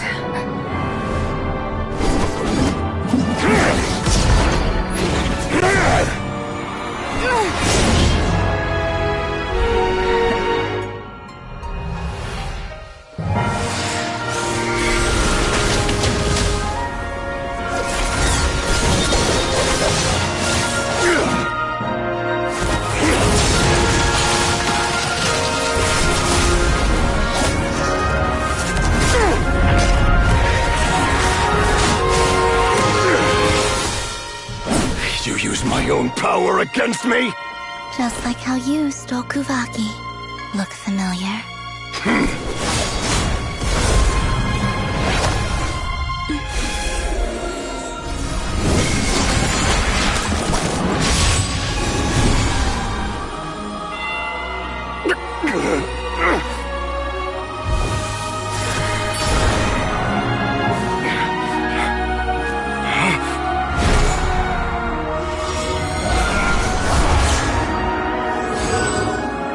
Don't you realize? You don't have the power to hold that gate open! I don't, but someone else does.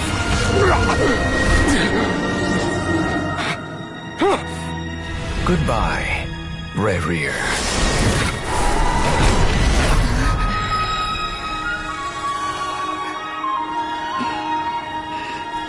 We won.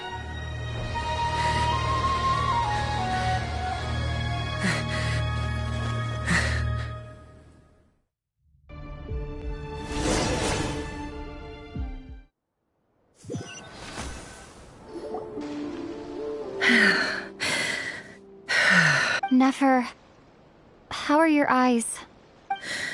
They're fine. Apart from the blindness, of course. It's not too late. Let me handle it.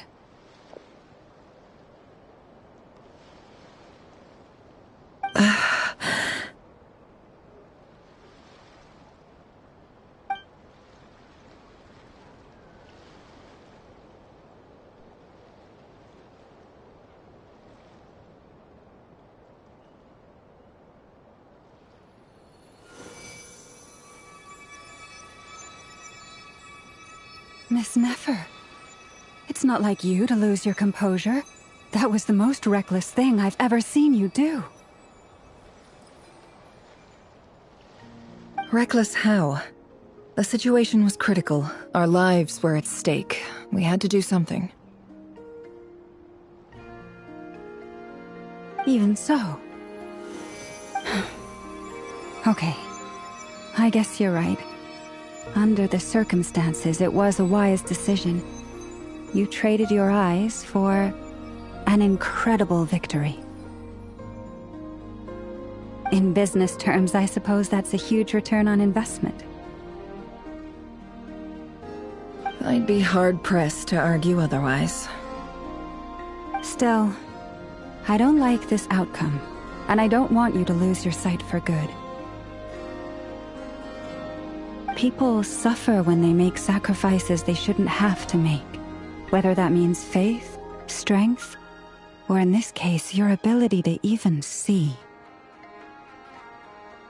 I had hoped you could win without sacrificing so much as a single hair on your head.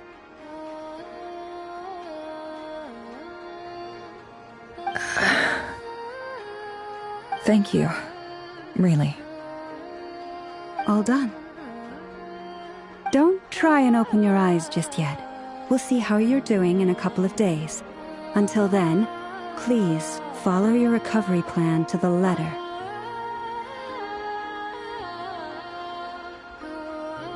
I'll send full details through Yehoda. For now, just get yourself home, relax, and rest. My dear friends, we have fought bravely and achieved a spectacular victory. A dark cloud has been lifted from the skies of Nod-Krai. All in this land will be grateful for what you have done. The moon will remember this day. Thank you both.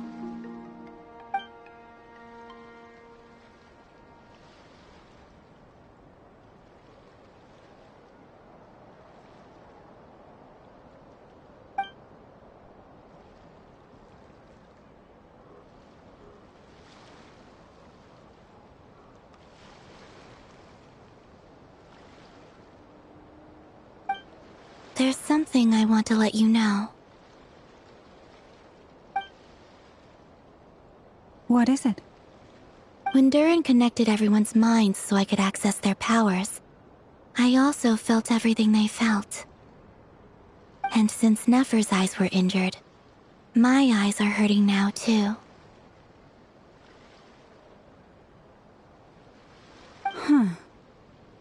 Hold on. Let me try. I only feel the pain. There's no actual damage. I just thought I should tell you. You're right. There's no damage. That's a relief. But I must say, I'm surprised to hear the Kutar share something like this with me. In the past, you never used to open up about yourself. Things are a little different now from how they were. I'm learning to share how I truly feel with my friends. Friends? You have no idea how glad I am to hear that.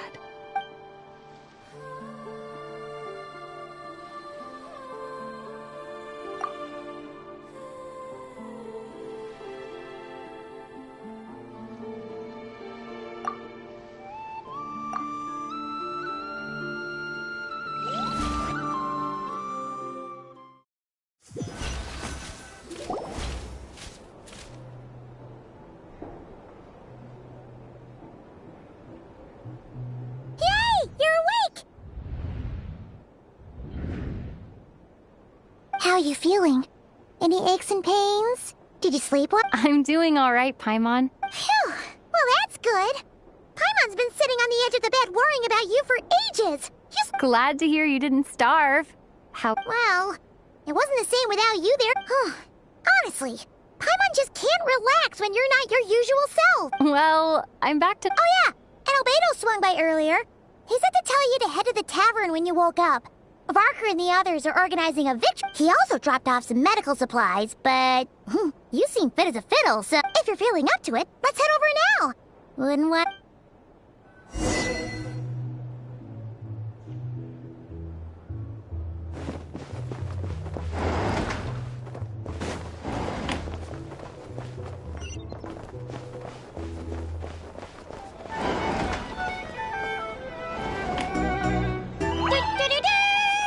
We're here!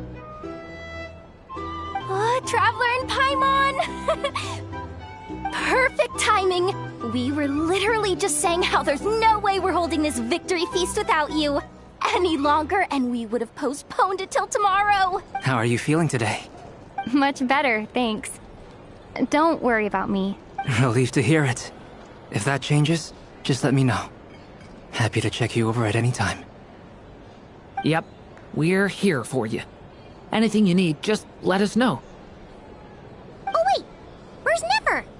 How are her eyes doing? Nefer's right over there. I'm sure she'd love to catch up with you.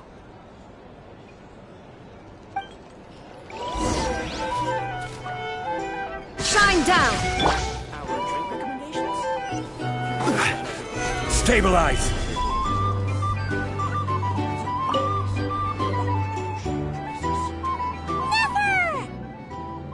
Traveler, Paimon, are you recovering well? Turns out that moon chanter has some real talent after all. My eyes were mostly recovered after just a couple days' rest. I can actually open them again now. Yeah, but you gotta be careful. Lauma says not to strain your eyes while they're still healing. Yes, thank you. I'm well aware.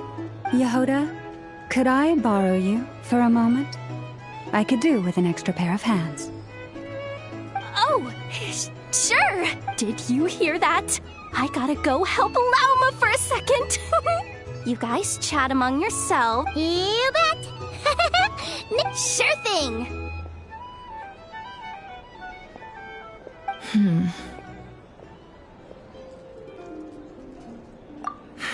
The Raker of Solnari.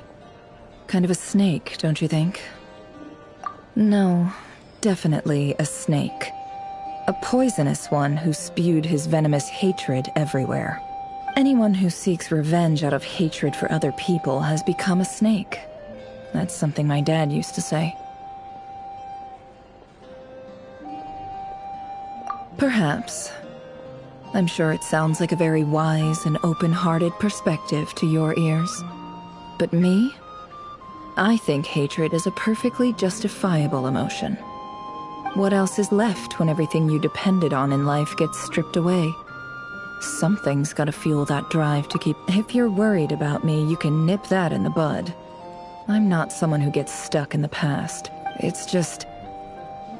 I suddenly feel like I was wrong to call my father a liar. He was just a fool. That's why the Academia turned their back on him.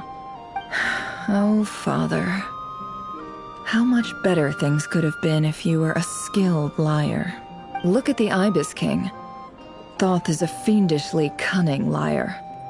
And yet, strangely, he feels more like a father to me than my real dad ever was. He's never brought it up, but I'd bet he feels the same way. Why else would he give me the power to perceive the truth, while at the same time training me in the art of deception?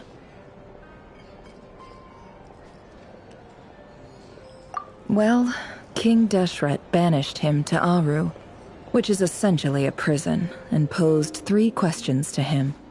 He promised that he'd have his freedom if he could find the answers. His response was to take on a physical form and approach me, hoping that I could become his envoy and search for one of the answers on his behalf. Did he really think I'd fall for that? He's stuck there. He can't make me return what he gave to me. So that's enough for you to decide he's nice, is it? He's a prisoner, and he was scared. So he decided to perform some good deeds to win. He lives in fear because he's a deceiver. How is Rerir any different? You can't work as a spy your whole life and expect a happy end. It's preposterous. Yet I can't say I don't understand it. Liars live in the darkness of their own making. But it's still human nature. They say that a liar's soul is the most worthless thing in the world. What do you think? Good. If you understand that, it means you're smart. If you ask me, the soul of a liar really is worth nothing. Because all they care about is themselves. For example, when something good falls into my lap, I don't go sharing the news around. Stops other people trying to steal it from me.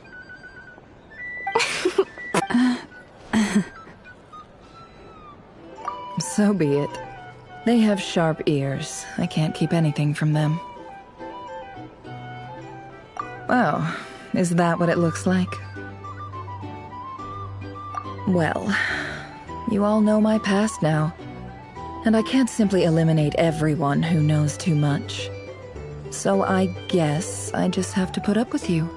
For the fourth, when you find yourself in a situation you can't control, the safest play is to keep calm and start monitoring everyone involved like a hawk. If you understand what's at stake, please ensure my secret is safe with you. I trust you'll respect my wishes as a friend. But don't forget, I will also be watching you like a hawk.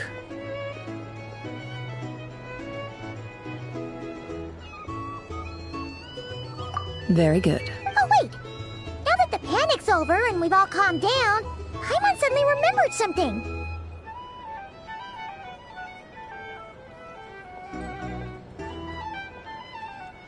After all that build-up, our mystery ally never showed up even once!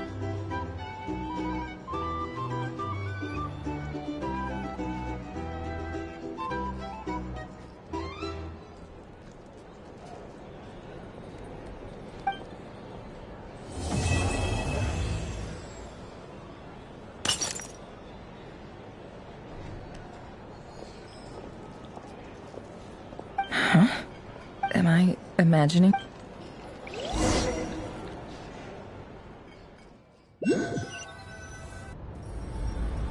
So, that close colleague who stayed behind with you?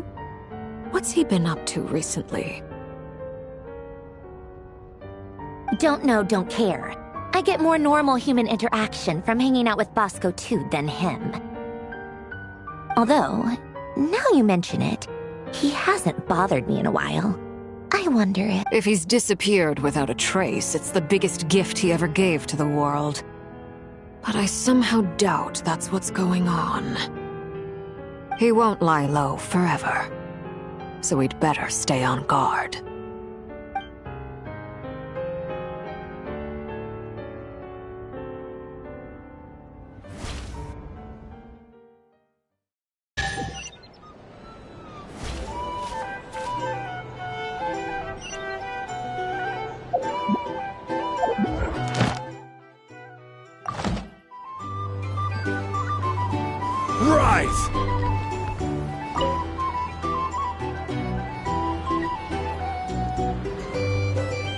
Ah, Lord Sangama Bay.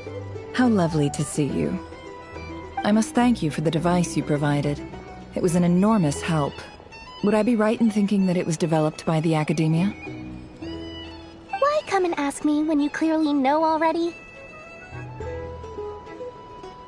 I mostly came to thank you. That's more like it. A little gratitude goes a long way with Lord Sangama Bay. Play your card. The chance to work with such a kind and charitable investor is... Huh? Charitable? Who said anything about charity? Let's see. The first plot of land you purchased in... Stop! What do you think you're doing? It's nothing to hide from. They're all perfectly legitimate investments. And some of the land you purchased was with the intent of... How? You're a curious case, Lord Sangama Bay. You don't like people finding out about your good deeds, do you? But I'm afraid no matter how hard you try to keep things under wraps, where there's a will, there's a way. You did it for Sumeru. It was empty land that was gonna go to waste otherwise. I figured if I built something there, it might at least get some use, and disasters are capricious things. They strike without any warning. I've lost... My elder sister used to dream of finding a sanctuary. Somewhere with... It was something I looked into. But after the tech people handled the tech, and money bags provided the mora. It's a pity that so few people know the truth about you. Everyone says that you view everything... So? What's the problem with that?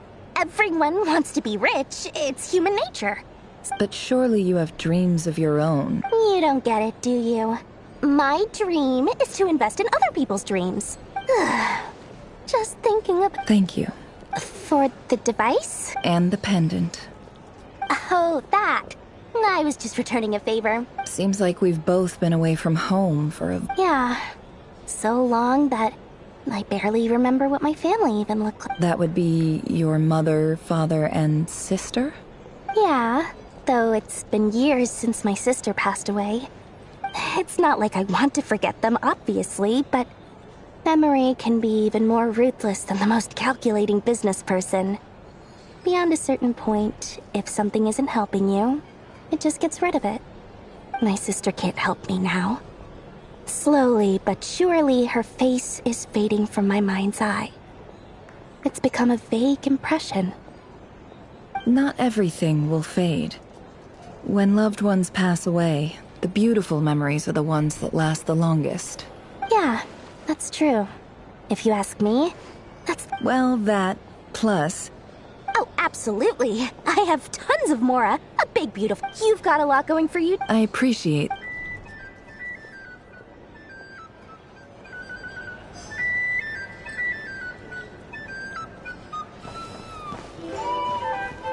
Crumble! How have you been holding up? Any adverse reactions? If you start to take a turn for the worse, You don't need to worry about me, Grandmaster. I'm fine. I mean, I barely did anything. What? You're too humble, young man. You played an indispensable role in the battle for Nod-Krai. We can't thank you enough for your support. Sometimes, when people praise you, it's because you deserve it. The best thing is to accept it calmly and with grace. It's important to learn how to respond to words of admiration. Let's do a quick demonstration. Albedo, that was an incredible feat of alchemy. The pressure was on, but you worked flawlessly at lightning speed to get the job done. Thank you. I can't take all the credit, though. Durin played a big part in forming the alchemical array. See? Did you catch that? A masterclass in how to take a compliment. Okay, yeah. I did work pretty hard to help prepare for the battle. No point denying that. Hey, you guys! Hey, look who's bounced back. Looking good, Traveler. Seems like you've recovered. You won't need to take any more medication. Can I get you a drink? Huh? You know how to order at a bar now? You've sure learned. Handling a drinks order is ridiculously simple compared to alchemy. Don't worry, I'll blend into society yet. Paimon believes it. Here, to be totally honest though, Paimon didn't quite follow all the details when you first... Don't worry, that's completely understandable. Unless you're a student of alchemy, it's hard to grasp the principle and how the process works. To put it in the simplest terms, we saw how our enemy stole the power of Kuvaki. And that gave us the idea of stealing his power to turn it against him. When facing an enemy you have no hope of defeating, it's best not to engage them in battle. So, instead of looking for a way to overpower him, we decided to help Columbina get strong enough to at least stand up to him in a fight. For this to work, we had to analyze his modes of attack, confirm who his main target was, and make sure that he wouldn't go beyond the range of the alchemical array. For added security, we prepared a total of 4 arrays. But to mitigate the impact of the battle, we identified one location in particular as the ideal spot, which is where the confrontation took place. The alchemical array absorbed his abyssal power. Then Durin processed it to render it usable by Columbina. That power enabled her to do what would otherwise have been nigh on impossible.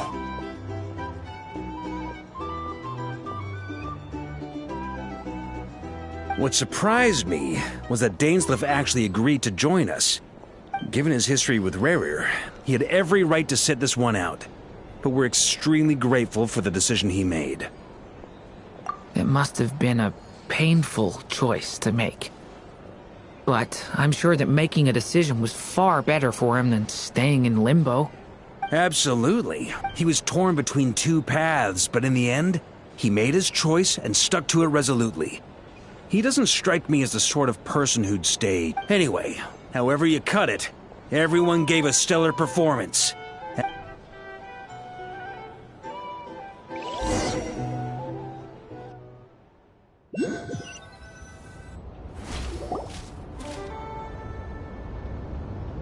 That's the only reason you're here? Yes. I've thought a lot about it. And I've realized that you, me, and Arlecchino should be friends. I think this is very important. So I felt I had to come and tell you.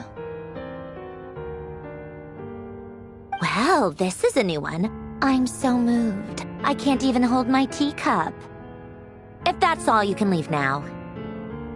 Do you not want to be friends with me? Or is it that you prefer being co-workers? What is this, Columbina? Are you deliberately testing my patience threshold? Right now, my politeness module is active. But if you say another word, I swear I'll shut it down. If your politeness module was active, wouldn't you say the word please at some point? Polonia, please see Lady Columbina to the door. Will you still invite me to your next tea party? What? Yes, I think you will. Bye-bye, dear Sandrone.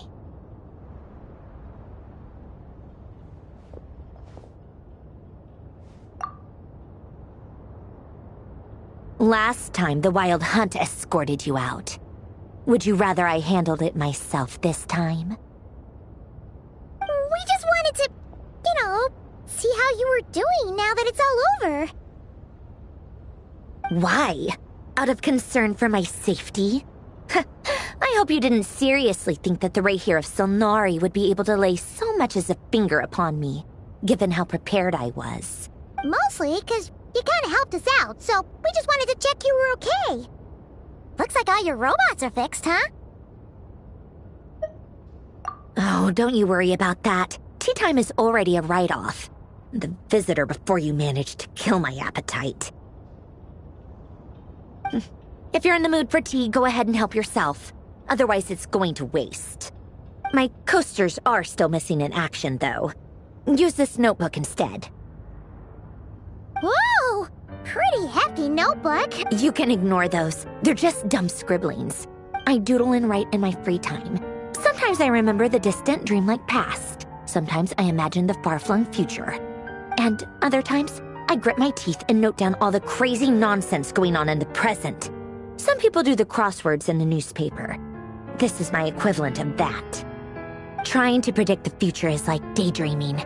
And writing about the present just makes me furious. The past is my favorite. If nothing else, it's already set in stone, so I don't have to rack my brains trying to figure it all out. Huh. Although, having said that, the only vaguely interesting memory in my past is probably that guy they call Lord Artificer. Who else? Pretty much all the mecha in Fontaine are his personal handiwork. Wait, are you saying you know him? Like, I guess we were friendly enough. Yep. In fact, I'm probably the only normal person left who knew him at all. We used to chat occasionally back when he was still around. Before he passed away, he asked me to destroy all his manuscripts. I honored his request, but I did read through everything first before destroying them. I couldn't let the genius of Lord Artificer Alain Guillotin disappear like that. Would have been such a waste. So, that's where the formulas in your notebook are? I just told you. Those are my equivalent of crossword puzzles. They're just dumb. Alain's work was like epic poetry. The formulas in my notebook are just... Not that there's anything bad about them. At least, solving those riddles isn't going to hurt anyone. Except me, because I lose a few brain cells. Anyway, while we're on the topic, I might as well tell you about what happened to him and his friends. Alain Guillotin had two close buddies, Renee and Jacob. They spent their childhood years together in the Narzissenkreuz Institute.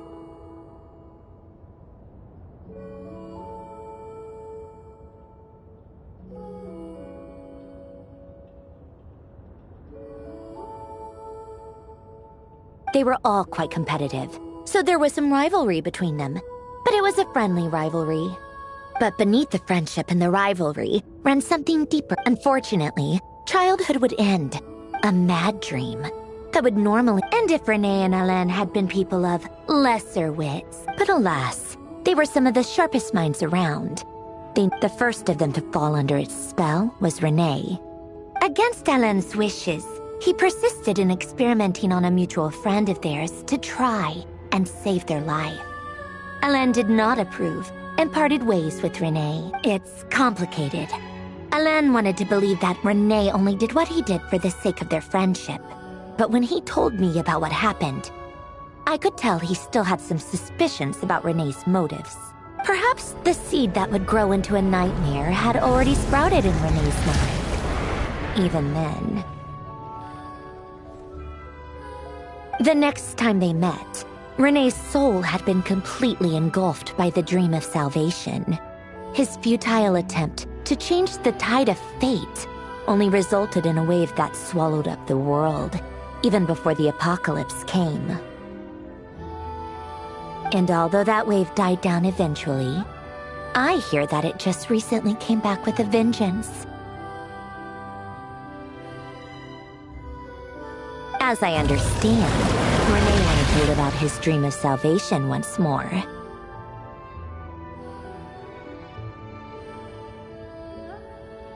But I'm told that the attempted resurgence finally died out for good. At long last, Renee awoke from his deluded dream. Though of course by then it was, what do you think of Renee? Do you admire his transcendent genius? His view that any price was worth paying to achieve the law? Or do you despise him? Dismiss him as an evil madman who wrought havoc on the lives of everyone around him as he pursued his delusional dream. Same difference, really. Just a matter of perspective. Doesn't surprise me. You share one thing in common, after all. The only difference is, your dream came true, and his... well, I don't like fanatics who give up their whole lives for their ideology. Nor do I like fools who let their delusions take control. Maybe I could understand if Renee had just been an ordinary person. But he had a sage-like intellect. And still managed to get himself lost in a labyrinth of his own desires. Anyway, that's enough about Renee. Now, moving on to Alain Guillotin, the Lord Artificer. He managed to put a stop to the first storm whipped up by Renee. But after that, Alain lost his friends and family. To his credit, I suppose, the loss of his family and friends was purely a tragic accident. It's not like Alain sacrificed them for his cause or anything. After that, the only thing supporting his work was the same dream that had dragged his closest friend down to the abyss. But although the desire to save Fontaine drove him to found the Fontaine Research Institute, Alain continued to reject any form of transcendental knowledge or power. He was suspicious and fearful of it. I think that formulas and machines derived solely from human intellect were the only thing that gave him a sense of spirit. Yet Alain's intellect was simply too great. It barely left him space to breathe in his lifetime. Once he realized that the end of his life was approaching, he finally accepted the truth. The Nod-Krai Institute needed someone, and a human being. He quit working on his formulas, trading them in for the fairy tales that had played such a formative role in his childhood, but which he barely touched in his adult. He told me that the director of the Nod-Krai Institute used to read those fairy tales to the children as bedtime stories. Apparently, they worked wonders at sending kids off to sleep. I think that all he wanted at that time in his life was to be able to sleep deeply without being plagued by depression. By that point, nothing else really mattered. At the very end, he laid down to rest in the ruins of the former Nod-Krai Institute orphanage, while the Fontaine Research Institute he had founded continued. Many years after that, tensions over competing dreams would once again cause a rift, this time between members of the Fontaine Research Institute. But the actions of those fools had nothing at all to do with Alain. And that is the story of two people from the Nod-Krai Institute who both wanted to save the world. One went all in on his fantasy of salvation without ever looking back, and ended up the other sought desperately to burn bright in his life. Even I do sometimes wonder, why is it that people like them have such grand hopes? Even the grandest tree starts as a tiny seed. So perhaps, for each of them, their mission to save the world began with a very simple... They were young children with friends and family who mattered to them. Desires to explore the meaning of life.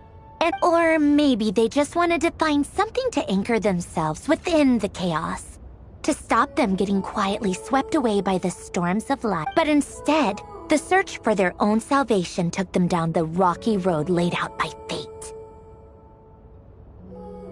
Do you think the desire to save oneself is enough of a justification to try and save the world?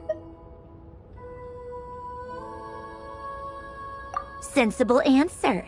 Glad to know you've got your head screwed on straight. Alain would disagree, though. I asked him the same question back when he was in his prime, putting all of his energy into his work. Yes, it's enough. No elaboration, just a quick, short answer before getting right back to his work. He would, all right, tea time's over. I owe Arlecchino a favor for telling me these stories. I'll have to bring a whole sack of gifts the next time I visit the House of the Hearth. I'm gonna go tinker with Polonia now. You guys can do whatever you want, as long as it doesn't involve interrupting me. Polonia, exit hibernation mode. Begin diagnostics.